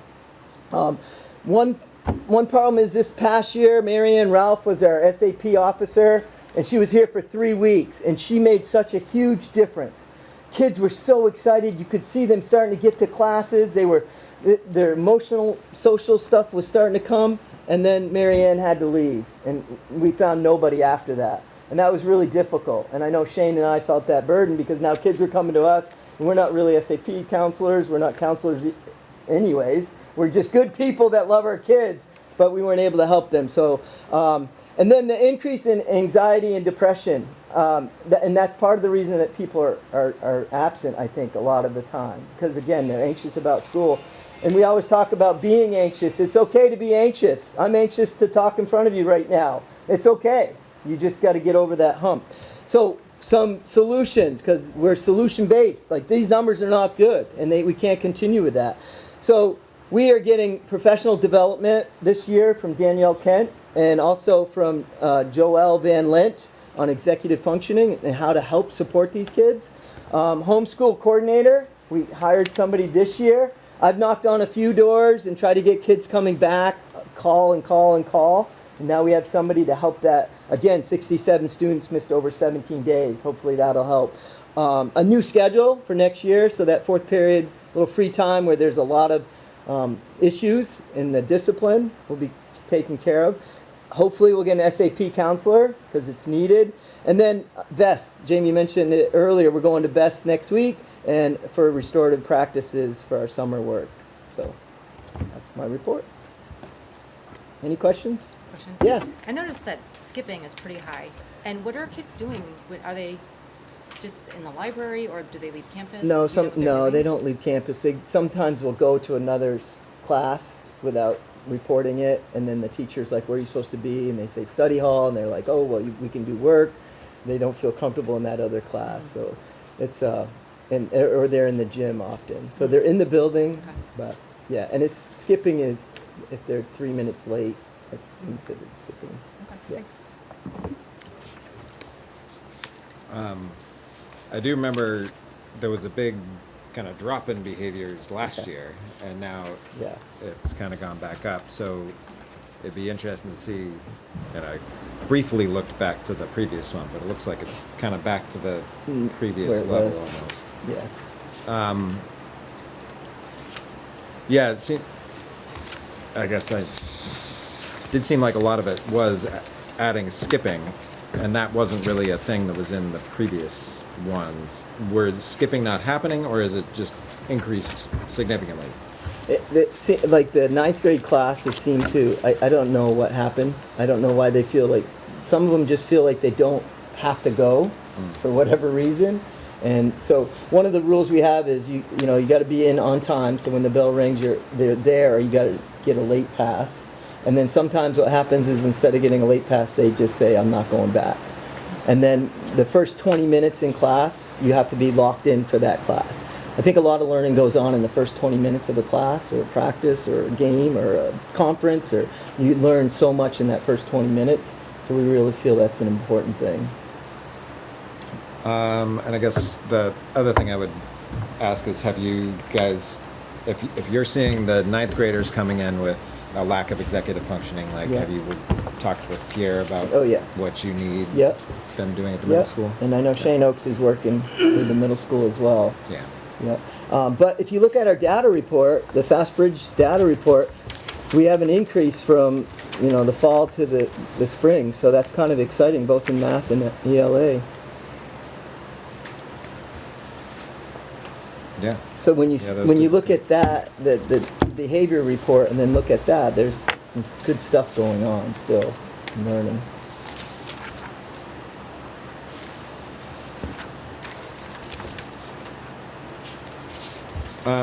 One general comment I would have on the data report, or the academic data report, is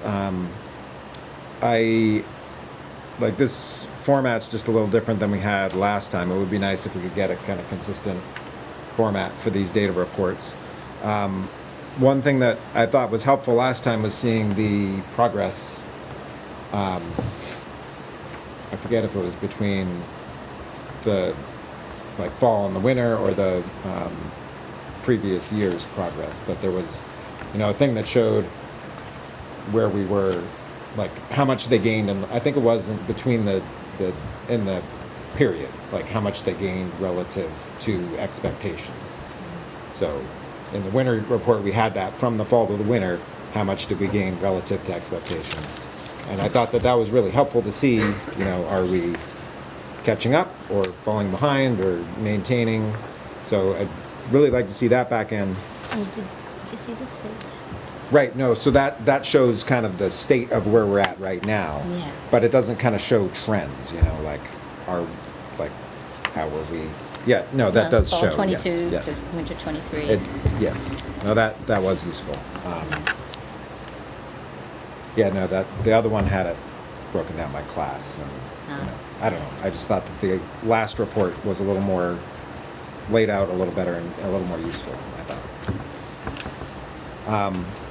I can share that with the chief academic officer. She prepares the reports. Okay, yeah, I liked yeah, that was a useful diagram. The other thing is, in your report, you mentioned the data for kids that are on an intervention, and that you looked at that data. It'd be great to get that shared out as well. You know, one of the things is we added a interventionist to our budget for next year, and, you know, it'd be great to have the data to show, like, this is why we're doing it, because, you know, we've got these kids that are down here, and when we give them intervention, this is where they wind up, you know, like, it'd be great to be able to share that with the community more broadly. So I'd love to see that as part of the reports. Does anybody else have any comments or about either the academic, social, emotional, or principal reports? I gotta add, I think our math teachers have been doing a great job. There was a major push for math. And if you look at our growth as a district in regards to math, I think there's some huge celebrations there. So I just want to highlight, like, as a district, but also as a supervisory union, when you look at our data over the last 2 years in regards to mathematics, there is significant growth. Yeah. And I'm excited about where we are right now in regards to our primary literacy. I think you're going to see that literacy data start to really take off, like you're starting to see our math data take off. You know, our literacy work was really 2 years behind our math work as an SU. And you're looking at our math work 4 years from now, and I really feel like, in general, if you look at that data, it's exciting. Not that there's not still some gaps, but I'll tell you, the 5th going into 6th right now seems to have some really solid skills and a lot less need for intervention. So I know that, you know, as we, you know, it's always the trickle up effect if we get our primary grades solid. And so I just want to put that shout out that I'm feeling really good in regards to where we're at, and we're starting to see signs of students being ready for Algebra 1 in 8th grade across the SU. And, you know, I think it would be really great if we're in a place where we're offering Algebra 1 in 8th grade at all of our middle schools. Again, not that that's not necessarily where everyone's going to be ready, but we certainly should have a need, which would be great if that's the case. So I think that we're seeing our data trend in that way. So I just wanted to put a shout out. I know a lot of I got 2 middle school math teachers here, but in general, teachers have been working incredibly hard in math. You know, this is why I think data is important, because I think you can start to look at it over time and say, whoa, those efforts and the hard work that we've been putting in is really starting to pay off for the trajectory of our students. The last comment would be that the Gaga Pal pit is definitely a hit.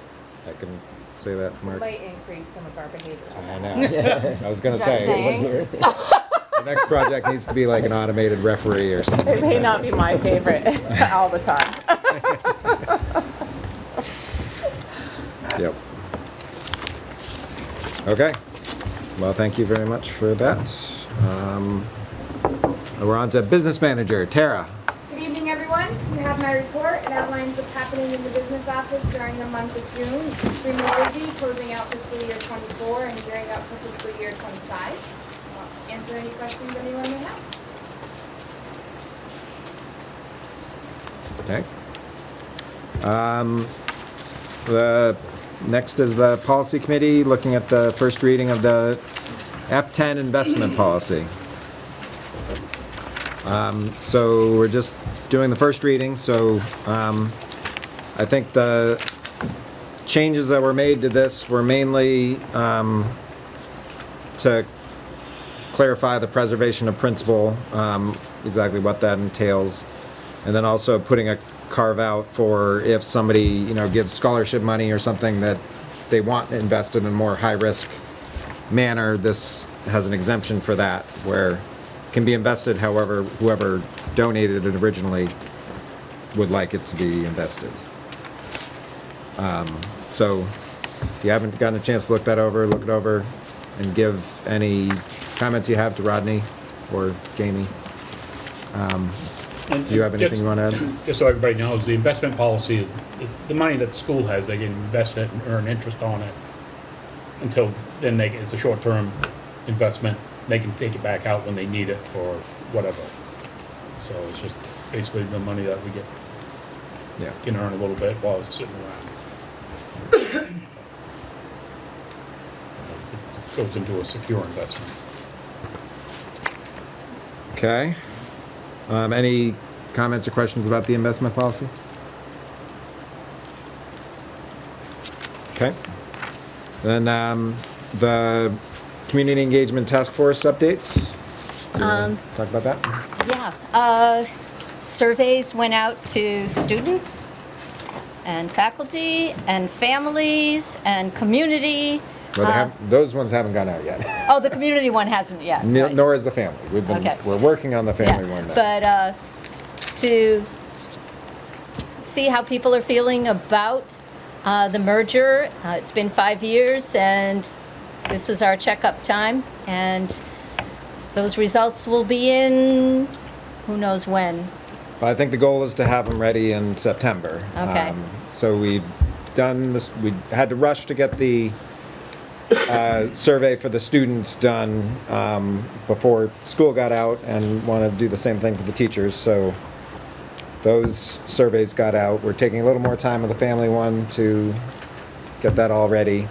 And then once that's done, we'll get the community one ready, hopefully get all that data out there, and then collate the results and have a report for the board in September-ish. That's the plan. Working hard. Yeah, no, it's been a lot of work on that committee, for sure. All right, any questions about that or comments? All right, facility task force updates. Eric's not here. Okay. So I've reached out to him that's twice too bad. today, so I don't know if he's okay or not. But what I would say to the board is there is a likelihood that we may need a special meeting, or we want a special meeting in early August. There's some work that we are looking to present to the board around a bathroom project in Bethel for consideration. And it's the bathroom right by the cafeteria in Bethel. And in general, if you were to go in that bathroom, it's just time for some extensive work to be done in those two rooms.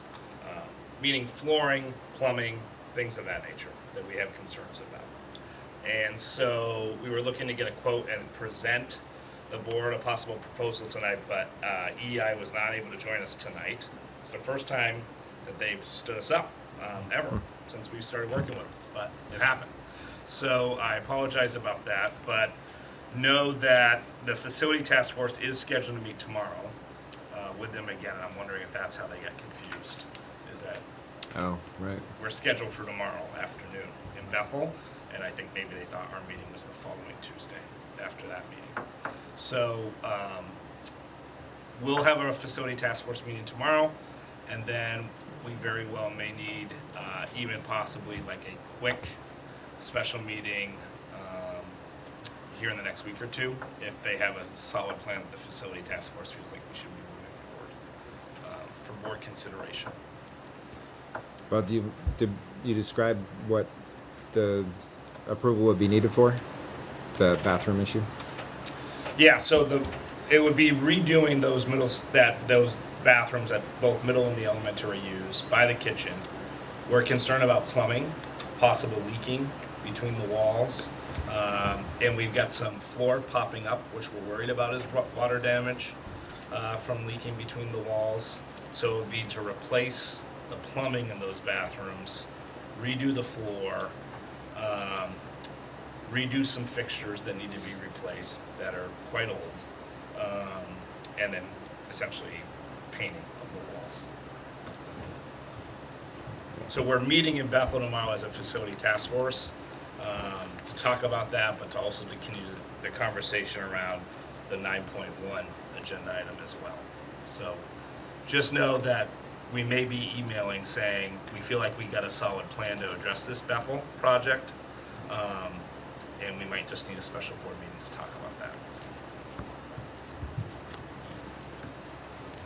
Okay.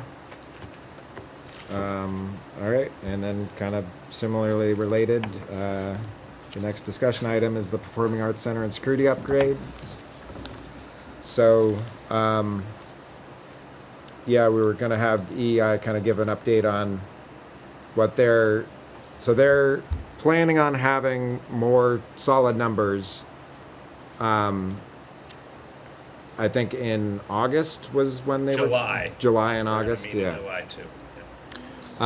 But they were gonna kind of give us somewhat updated numbers and then more firm updates as contracts and things like that got quoted more specifically. So since we don't have a July meeting, we take the month of July off to give everybody a break. One of the things we need to talk about a little bit is kind of what our overall plan is for financing and where we're at on that front.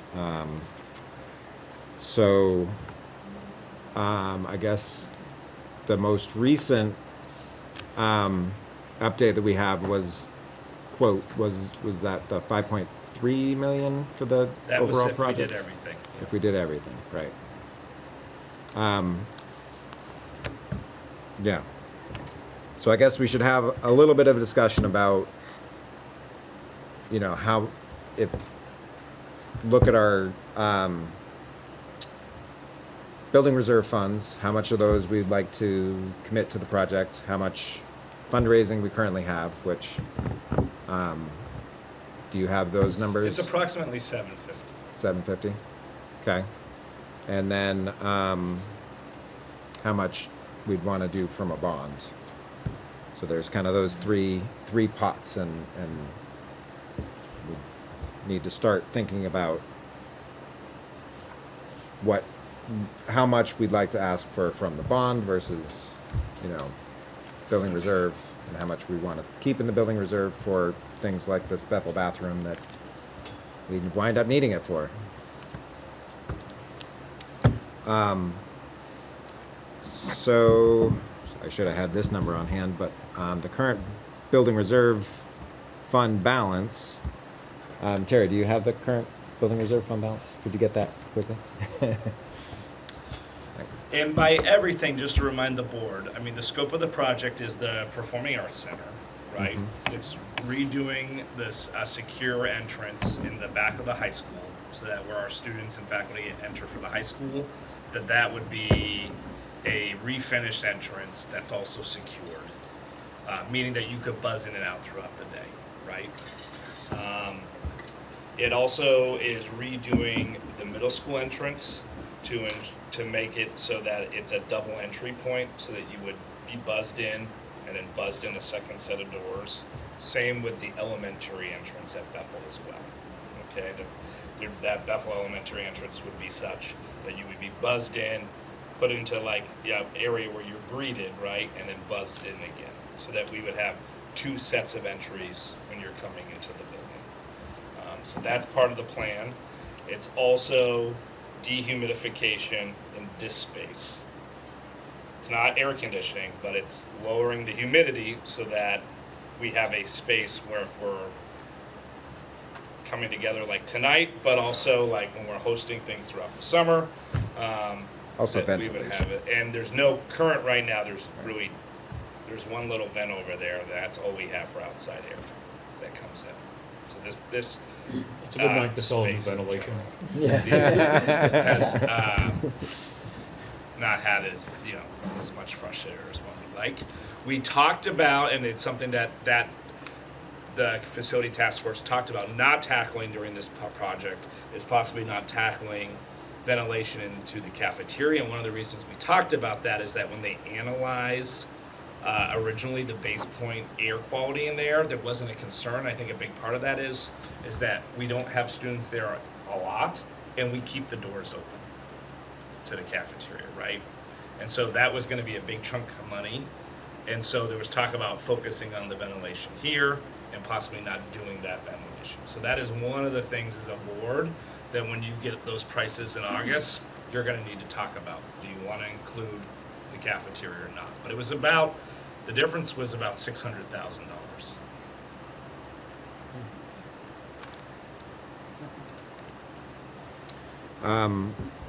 Just for that piece. Yeah. All right, so as far as the overall kind of picture goes, if we're still assuming the 5.2-ish million, be nice to get an update from EEI on what that will be, but if that's kind of our ballpark, and we've got 750,000 about of private funds, that leaves about 4.5 of funds that would need to come from here. You know, hopefully we can increase the fundraising funds a little bit, since we had talked about that being a slightly larger portion. Terry, do you have the 2.2 million is currently in the building reserve fund. And this most recent year, we're currently projecting for about $400,000, I think it was, of a surplus. But we don't know if we're gonna need to use that in next year's budget, or, you know, well, like, whatever, you know, not sure we can count on that being building reserve funds if we need to, you know, use some towards the next year's budget. So I guess one question would be, how much do we want to kind of have, what's our target for our building reserve fund? Generally, like how much funds do we want to kind of keep in there versus use it for this kind of a project? So the template that I did send to you all, if you remember, I can reshare it to you around the capital facilities. It was about, we should be putting just over 200,000 away annually, is to deal with deferred maintenance over 10 years. That was about just over 100. It was between the two. It was about right around 200, and it was about 100,000 in campus. One was slightly higher than the other, based on actual age versus projected age in regards to deferred maintenance, right? Like, so if a roof is quoted to be 30 years and the actual age is 20, that means we only have 10 more years to put away funds to then pay for a replacement roof, right? And that's how those charts were broken down. And I can reshare those with you tomorrow to look at that, but if you look at the far right-hand side of those charts, it does break down what we should be putting away annually in order to deal with deferred maintenance items over the next 10 years. So that was about 200,000 per year. Right. So I guess with that said, if you think about at least needing 5 years, if we wanted, $1 million, to try to keep $1 million in there is probably not bad, because we're not actually budgeting 200,000 right now. We're budgeting. Yeah, it's like 40. Like 40. Yeah. Yeah, I think it was 40. I forget, I need to look back at the report, but I think that report included the current project too, right? It included parts of it. Right, the doors and the ventilation, so, you know, some of that would be usable in this particular project is what I'm getting at. Does anybody have any thoughts about kind of this side of things, like how much we want to keep in our building reserve versus how much we'd like to use to lower the amount that we need to ask for a bond? I think I remember in previous conversations, we were speaking about $1 million staying, and I've always felt comfortable with that. Having $1 million in reserve seems like a prudent move, considering, again, what Jamie just said, because we don't know what's gonna need it. So, and that could be a $30,000 thing, and that could be a $300,000 thing. Right. And all kinds of crazy stuff happens too, like floods. nowadays in Vermont, so we need to be ready. And I think $1 million is an amount that shows that we're ready to do the repairs that come up. Okay. So if we went with that, then there'd be about 1.2 million for the current project. And that would leave about 3 million for a bond. Yeah. Which might even be smaller, because we're still getting donations coming in. So we Right. might even need a smaller bond. The other thing to note too, we did apply for the COPS grant. Don't know if we're gonna get it, but just so you know, that would help offset some of the cost for the building security, the entryway piece. When do we know? Terry, do you remember when? I don't know when.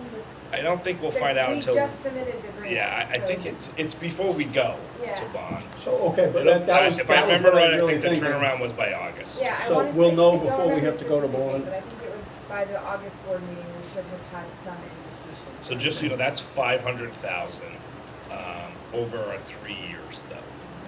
But it, it may allow us to put a chunk of that toward the doors, right? We Right. could tackle that part of the project over the next couple of years if we needed to. Okay. All right, so do we kind of have consensus about that general approach?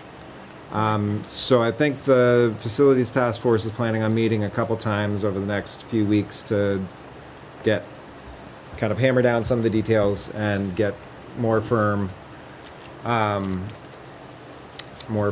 estimates. The idea being that we can come to the August meeting and have pretty set in stone, as set in stone as they can be, final costs, and at that point we can kind of make an overall determination of how we want to finance it. Was there anything else we need to talk about in this meeting? I don't think so. Jimmy, do you get any sense that the state, probably not, is ever gonna come up with money to help schools with construction projects? It's part of what that task force is supposed to look at. A part of the yield bill is that when they're looking at the overall, how are we going to sustain education in Vermont, they're supposed to be considering buildings too. So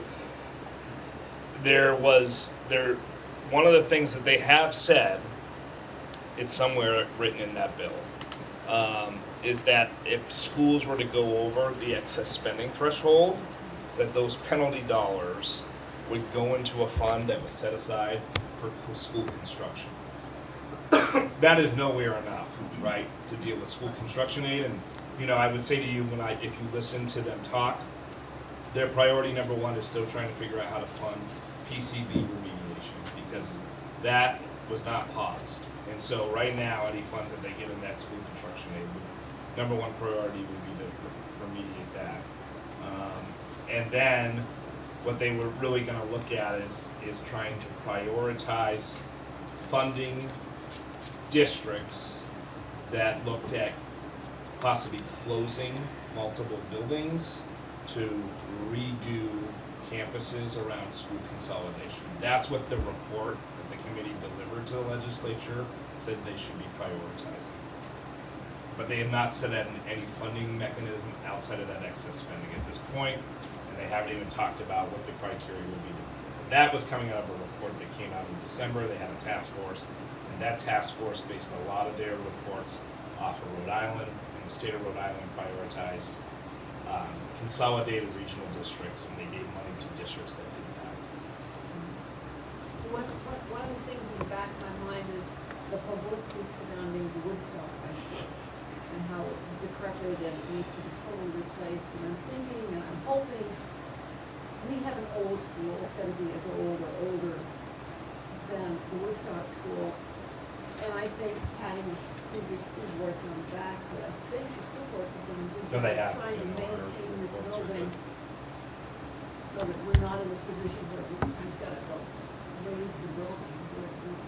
No, Banwell did Banwell Architects came through and they rated every component of this campus and the other campus. And the other campus, you know, the real failure here was the boiler system, which we dealt with without needing to put a bond, by the way. And then this campus, really, the failure area that we haven't talked about addressing is really the windows. Those are the things that are the most deferred in regards to maintenance at this building.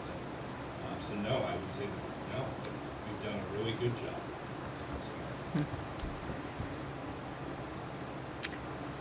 All right, so I guess the only other thing that we'll kind of need for the August meeting would be updated kind of quotes on bond rates and things like that. Would people feel comfortable with the facilities task force kind of coming up with some options for what the funding would be and kind of what the bond level would be? We can have Tara reach out for quotes by the August board meeting, and then we'd be able to look at some concrete numbers and have options. Yeah, sounds good. That makes sense. Okay? Well, then we'll plan on that. Okay, anything anybody wants to talk about any further on that? Okay, then Tara can talk to us about the tax anticipation note. So it's that time of year where I need you to take action to get your tax anticipation note for your treasurer to pay your bills until tax revenue comes in, pushing revenue. I did go out to market this year. We approached M&T Bank, Northfield Savings Bank, Community Bank, Community National Bank, who's our current lender and has been our lender for many years, and Mascoma Bank. M&T Bank did not respond. Community Bank declined to provide a proposal, as did Mascoma. So we had options from, obviously, with Community National Bank and Northfield Savings Bank provided a proposal. The lending rate for Community National Bank is 4.81%. The earning rate for Community National is 5.06%. Northfield came in with a lending rate of 5.49 and an earning rate of 3.05. So my recommendation to you is to stay with Community National Bank. That seems pretty shut. Yeah. Cut and dried there. Yeah. So we need to take action. I don't, if you want to take action now, or it's not until 10.1, so it's up to you what you want to do. Oh, yeah, we can, I think we can take action now.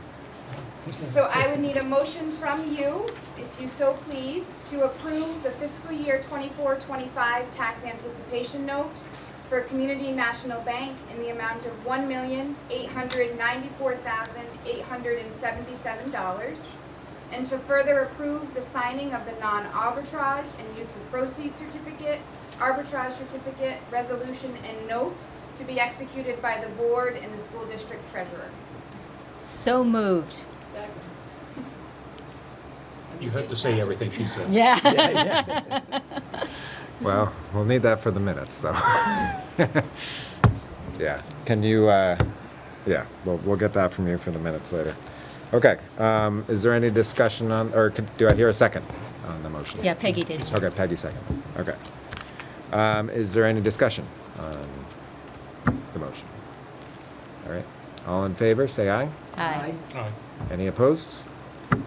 So Motion turnaround passes. time on the loan documents is gonna be quick. Obviously, we wrap these up essentially by June 30th. I am gonna find out from the bank if I can get electronic signatures from you all, or if I'm going to need wet signatures. So I do ask that you please watch your SU emails over the next 2 days, so I can let you know what that plan is going to be, and we can arrange for signatures if I need wet signatures on the loan docs. All right, thanks a lot, Tara. Thank you. Okay, final discussion item would be to review of the process and procedures used for the SU flag policy. So I thought that it would be a worthwhile time at this point to just talk about, this was our first invocation of the flag policy. So, how do we think, are there any changes that we would want to make? As far as how we go about doing these things and whatnot. So I guess I'll open it up to the floor. Does anybody have any thoughts?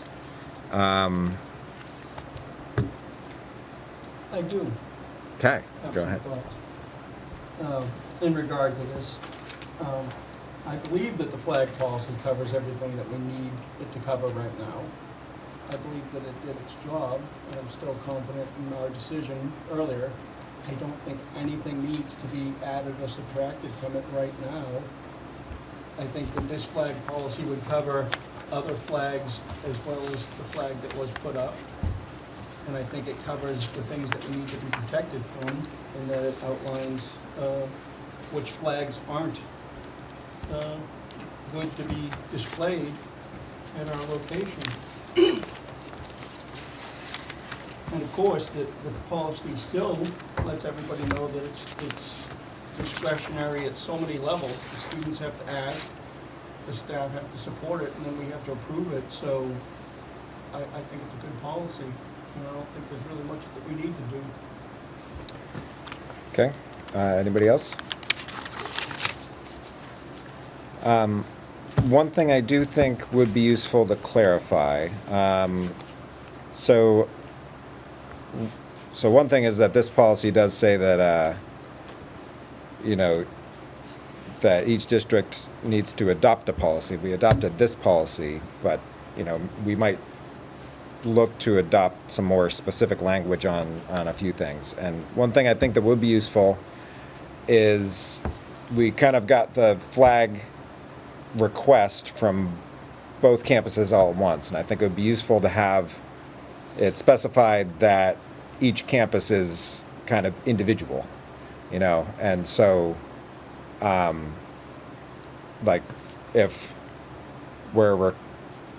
we can do a request for the high school and then a request for the middle school and approve them separately, just so that, you know, like, just to make sure that when we say, you know, like, this needs to have support from a student, show student support or whatever, that we can make sure that the middle school is getting student support in the middle school and the high school one is getting student support in the high school, and we're not kind of blurring the two. There were two different sets of Yes, there were two different sets of letters. We wound up just approving them at once. I agree that the approval part should Yeah. take each one into consideration. So that's one thing I think would be useful to, you know, clarify. I do think the language about student support is a little bit vague. So, you know, I don't know that we need to say that we need to have a vote, but I do wonder about kind of what the criteria for that is. And if people have thoughts on that, I'd be interested to hear that. Well, in my opinion, because we open this up for public comment, that if anybody does have any objection, they have that opportunity to come before us before we vote on it. So, for example, last month, we opened it up for public comment, and at least one of those people that was commenting tonight was here at that meeting and chose not to make any comment whatsoever to express an opinion. And I feel like that was the opportunity right there. Right. Instead of then going on to Facebook and deciding to do a survey of his friends. So that reminded me of another thing that I think we do need to fix is that the flag policy discussion was in the consent agenda, which was before public comment, which is how we usually do it, where we're approving the minutes before public comment. But when we have a flag policy thing, I think we need to make sure that we have an opportunity for public comment before. We've already changed it on your agenda. Right. That's why Yeah, it's so tonight. that we've changed it tonight. Yeah, and the other one didn't get removed. Right. So we'll have public comment always before your consent agenda review, so that Okay. doesn't get messed up. Yep. Are there any other protocols for other policies? Since I'm new to the board, I haven't seen policy discussion or a vote from a policy. Is there anything else like this, and what are the steps that you would take for that policy versus how we did it? I'm not aware of any other policies where there's requests submitted to the board for things. I mean, you know, there are things that gets brought to the board, but they're usually, you know, grievances or something like that, which is kind of more, certainly not from a student perspective. I don't know. Can you think of any other policies that? That explicitly says the board will make this decision, no. Right. I mean, if there's a purchase over 40,000, there's, things like that, right? But it's not a group bringing you. Right.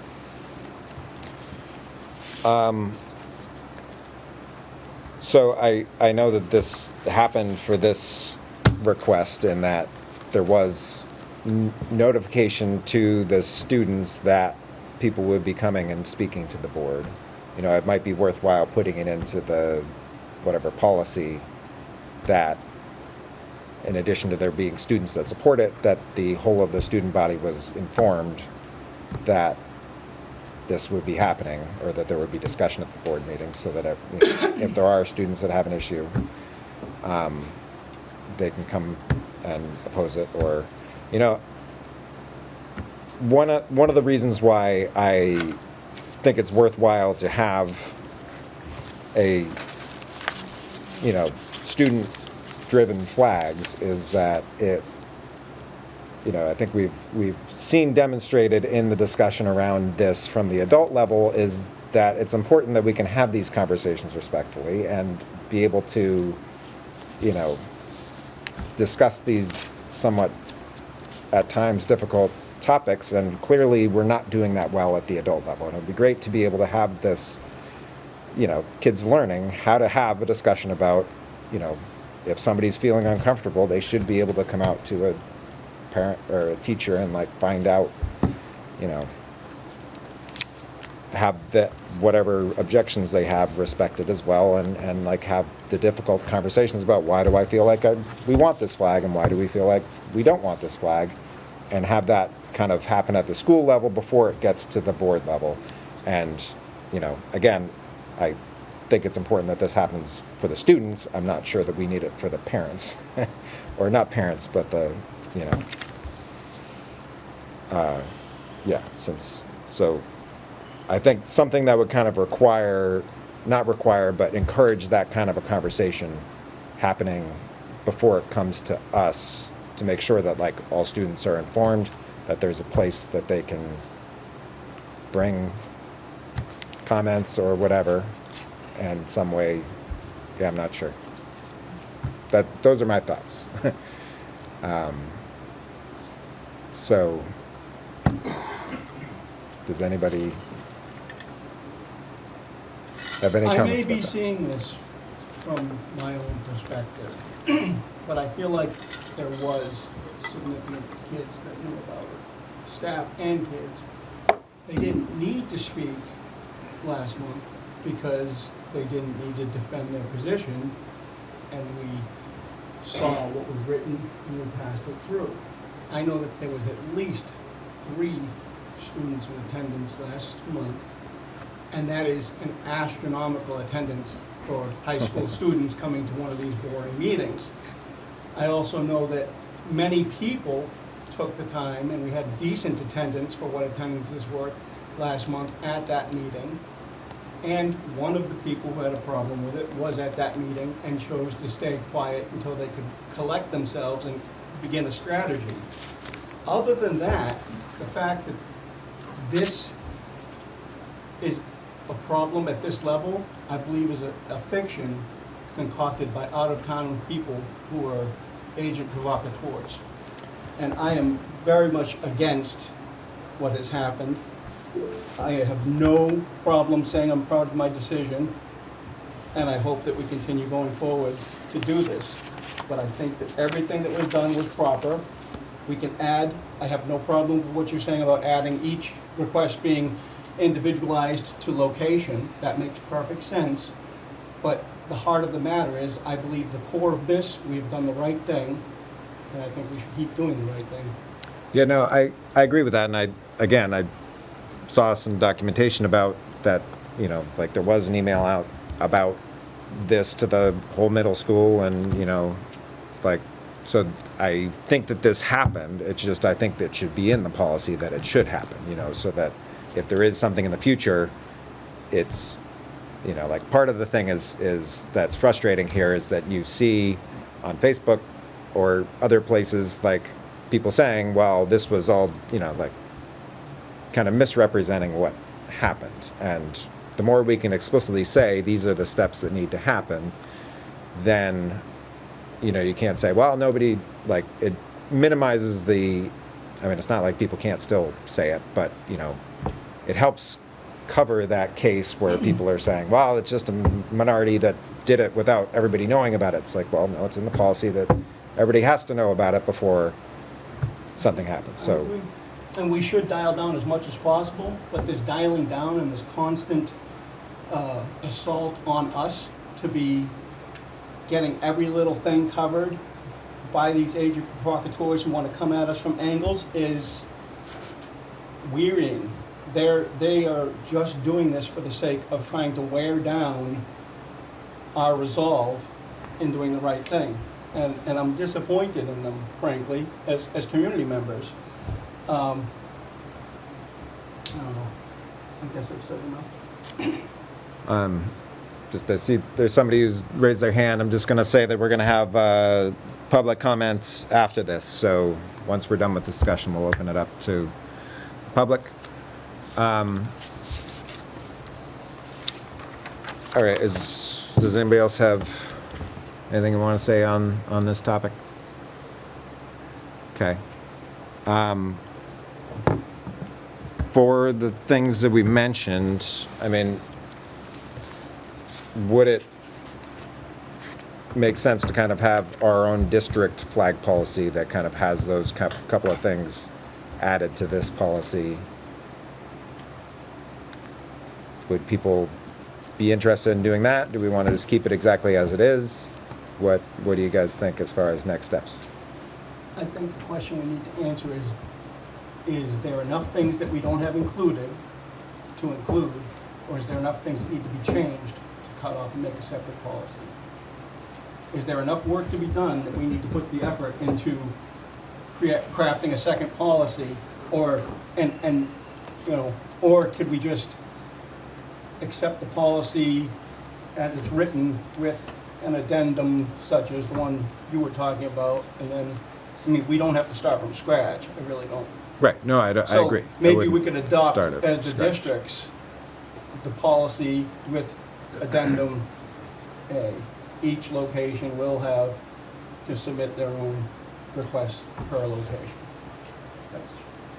And that would probably cover most of the other little things that we could think of if we sat down and picked it apart.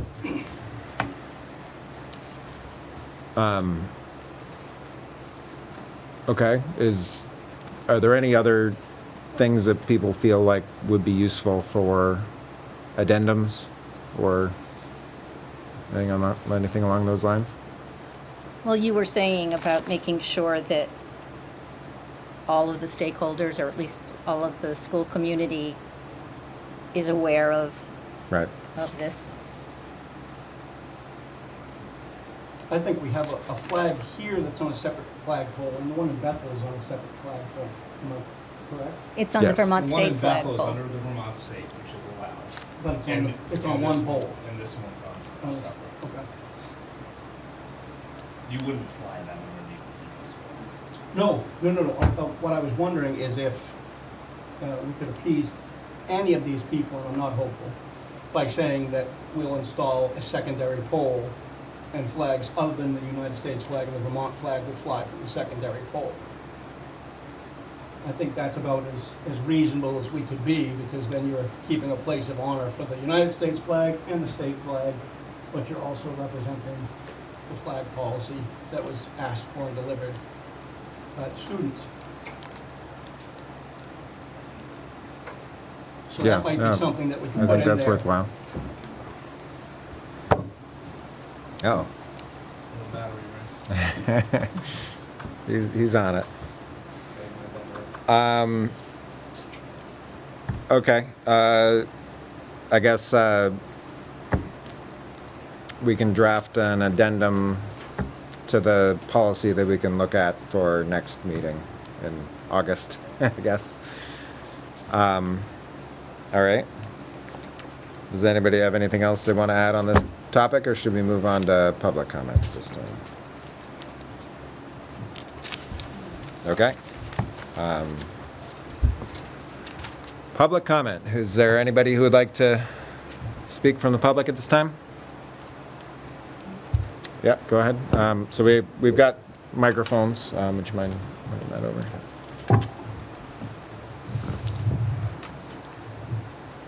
I'm Sadie Tateful, and I grew up in this school.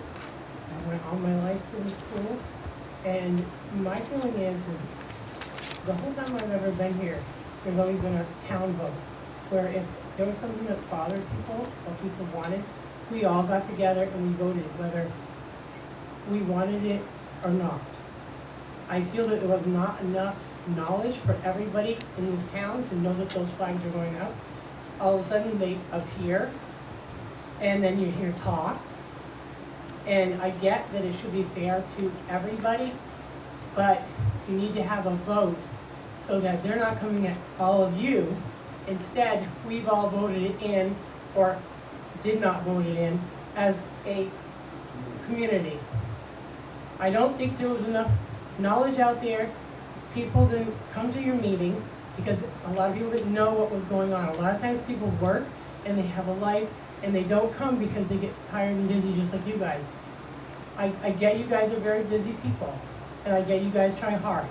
But I want you to understand, this place has been paid by for tax dollars from all the people that live here in this town, and it shouldn't be by people that make this decision. Stuff shouldn't get pushed under the rug. Everybody should, in this town, it should be posted everywhere. It should be told that this is going to be a vote for the town to come in and voice their opinion.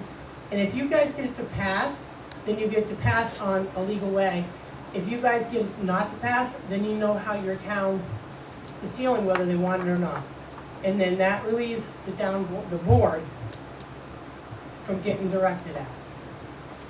Because you're letting it go into the hands of the people. And this is the people's building. Just like the White House and our government in Montpelier, we all have to vote. And this has always been this way. So the minority will win, whether it's going to be yes, we have them, or no, we don't. But it shouldn't be just certain people making decisions. It should be the whole town. But everybody's got to be notified what your plans are, and maybe have it on the news or have it in the newspaper, and make sure people do know. That's how people find out things. They sit and watch TV, or they look at the newspaper, the White Herald. You know, that's how people know things. I found out by my son, and I came because, like I said, I grew up here, and every time I come in this building, there's tons of changes, which are good. But you guys are worried about kids' education. Well, we're supposed to be giving kids in school tools, like we're teaching them how to do math and English and writing and everything, so that they can actually go out in the world when they're older and not be trying to figure out things like this at this point. They should be able to figure this out as they get older. It takes 100 times for a child to eat something to figure out whether they like it or not. So you teachers are teaching them math and English and stuff, but that's going to be skills that they're going to need. So as parents know that our kids have skills when they go out. We don't have to worry about it because you guys did your job. Right now, a lot of people in this town feel like things have gone behind the parents' backs. My kids aren't in school. I have grandkids, yes. One of the reasons why my grandkids have a hard time going to school is because some of the way he gets treated by teachers. You know, I'm just saying to you guys, do it the fair way by making sure the public knows and have a vote, because that's how we've always done it, and it works. Thank you. Thanks. We have David online. Raise their hand.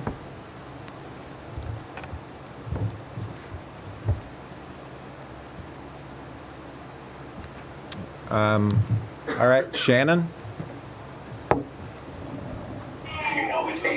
Yes, hello again. So when we think about the facilities and what's going to happen over the summer, I had seen that certainly, and we talked tonight, the entryways are being addressed, and I wanted to bring up again that if we're addressing security at the entryways, it's a great time to address handicap access, and it is necessary on both campuses. Having been someone who was on a little knee scooter or on crutches, you can't get into these buildings. And so without someone holding the door for you. So please address that when you address the entrances and safety. Thank you. Just gonna have Jamie respond to that real quick. Yeah, we are looking, those new entrances will comply with ADA requirements, right? So we will upgrade those entrances for that as well. Okay, thanks, Jamie. David, are you there?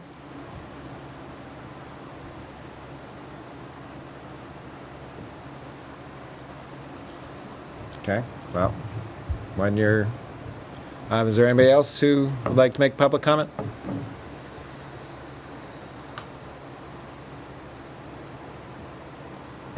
Okay.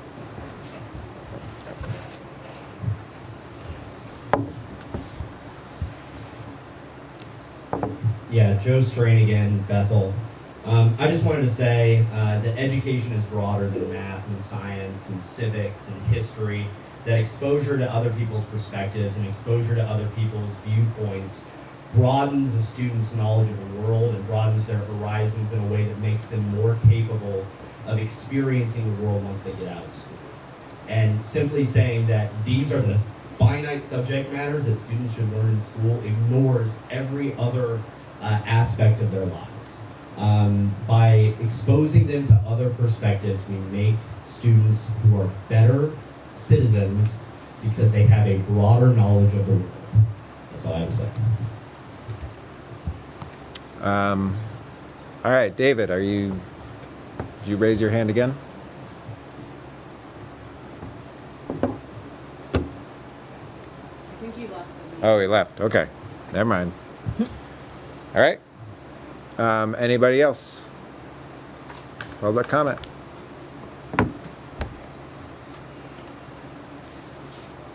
All right.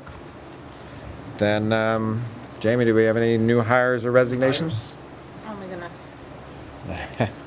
Got a list? We have, I don't know who I did last time, that's the problem.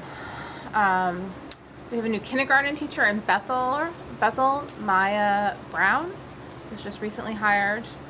Amelia Light, I can't remember if I mentioned her. She's going to be teaching second grade on this campus. Not a new hire, but Natalie Williams is going to transfer over to this campus from preschool in Bethel to teach first grade. Who am I missing? I think those are the newest changes. Still looking for 2 preschool teachers. So if anyone has a secret preschool background in teaching, come on down. Okay. And the high school just hired a new athletic director, Amy activities director. Yeah, Amy Parker, who is teaching at SBUD. Okay. And we have a music director as well? Yes. Yes. Yeah. So that, Yeah. I don't know that that's been announced. But. Yeah, do you remember his name? Stephen something. We will yeah. email it so we can get some. Stephen F. Talk a little about where Stephen's coming from? Yeah, so we had some great interviews for that position, and he's coming from Massachusetts, he and his girlfriend, and I just showed him an apartment today in White River, my wife and I have, so, because he was looking and hadn't been able to find anything, so that was nice to catch up, so, yeah, he said he likes activities, he comes every weekend to Vermont, so why not live here? Nice. Yeah, he's from Massachusetts.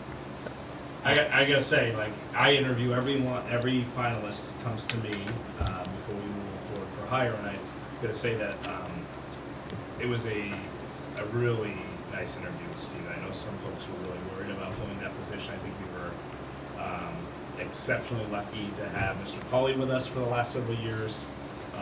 But I gotta say, I think Stephen is incredibly humbled, but has done his research on this program, and I would say chose to be here.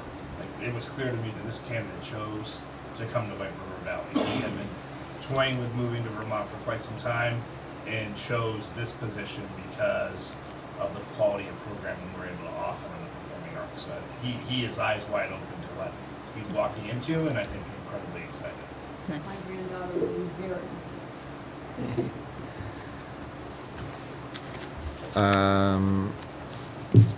Okay. Public comment. Yeah.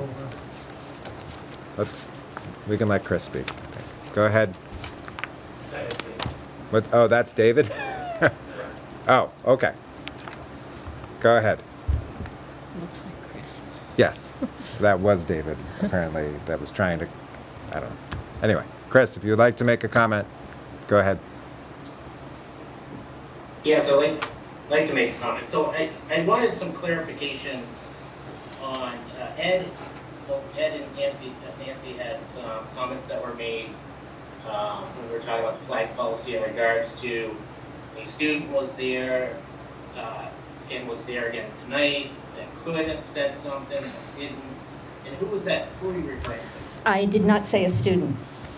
I never said anything about a student. I said there was at least one person here tonight who was at the meeting last month and who had an opportunity to comment on the policy but chose not to. But I never mentioned a student. Yeah, I'm not outing names just for you, Chris, but I'll give you the one that I can confide in you. My daughter was sitting front row center, ready to talk with Dana about the policy. So that is the one that I will give. My own daughter, a junior at this school, was here, but there was also two others. No, that wasn't the clarification I was looking for. It was pretty, you talked about a student that was at the last meeting that was again at this meeting tonight that could have made a comment but didn't. I don't think I said that, but if I did, I'm sorry, I misspoke if I did. Well, You're so much better with details than I am, Chris. I must have misspoke. No, they were there at the last meeting. They're not here at this meeting. They were just here when the policy was passed. The students who were in support of it came on the night that it was actually passed. Okay, so I guess my only other last comments would just be, if the board decides to continue on with the flag policy, which, is a slippery slope like we've talked about tonight, then I would recommend that we turn to a democratic process and allow the students the right to vote. I would suggest that these students be allowed to have a secret ballot process so that when the requests come to light, that maybe you could have somebody to check it over, make sure the request is fine. Then I think that the student body should vote on it. A lot of good things come out of that. One, you're going to get who is the actual majority of the students and what would they like to do. It also allows the students to take part in civic duties. Some students could be poll workers, could check in and check out. You can have a secret vote just like we do in real life. You can count ballots, and then you could bring it. And then, those poll workers or civic individuals could come to the board and present to the board and say, hey, we had this request. This is, we took a vote. This is what the vote was, and then allow the select board to take part of it. I really think that we're missing an opportunity here. If people do want the flag, which it seems like it's kind of up and down, but there's an opportunity here for our children or students that we keep saying tonight over and over. I've heard many people say tonight, well, the kids want it and the kids want it. Well, then let the kids vote on it. Okay. Thank you. All right, future. Oh, you have another hand up. Oh. Joe Strain again. Just be very careful before you do that and talk to your lawyer, because it's very possible that could undermine the government speech thing that I talked about earlier, in terms of this being government speech and not a limited public forum. So talk to your lawyer before you do anything like that. Okay. Future agenda items. So we'll have more on the Performing Arts Center in August. We'll write up an addendum from what we discussed today about the flag policy. Anything else? We may need a special meeting, just so Right. you know, to take action on the bathroom project. It won't take long, but we may just need a special one. So after tomorrow we meet, I'll just put out an email to folks. Are folks, just out of curiosity, are folks around next week if we try to do one next week? Yeah. I am. I All right, am. cool. All right, that's what maybe we'll shoot for. I have no life. We'll do it. First cut of hay is done though. First day is done, that doesn't mean anything. I don't know, ours just got cut, so. Our next meeting date is Tuesday, August 20th at 7 PM on the Bethel campus. I would entertain a motion to adjourn. Second. All right, thanks, everybody.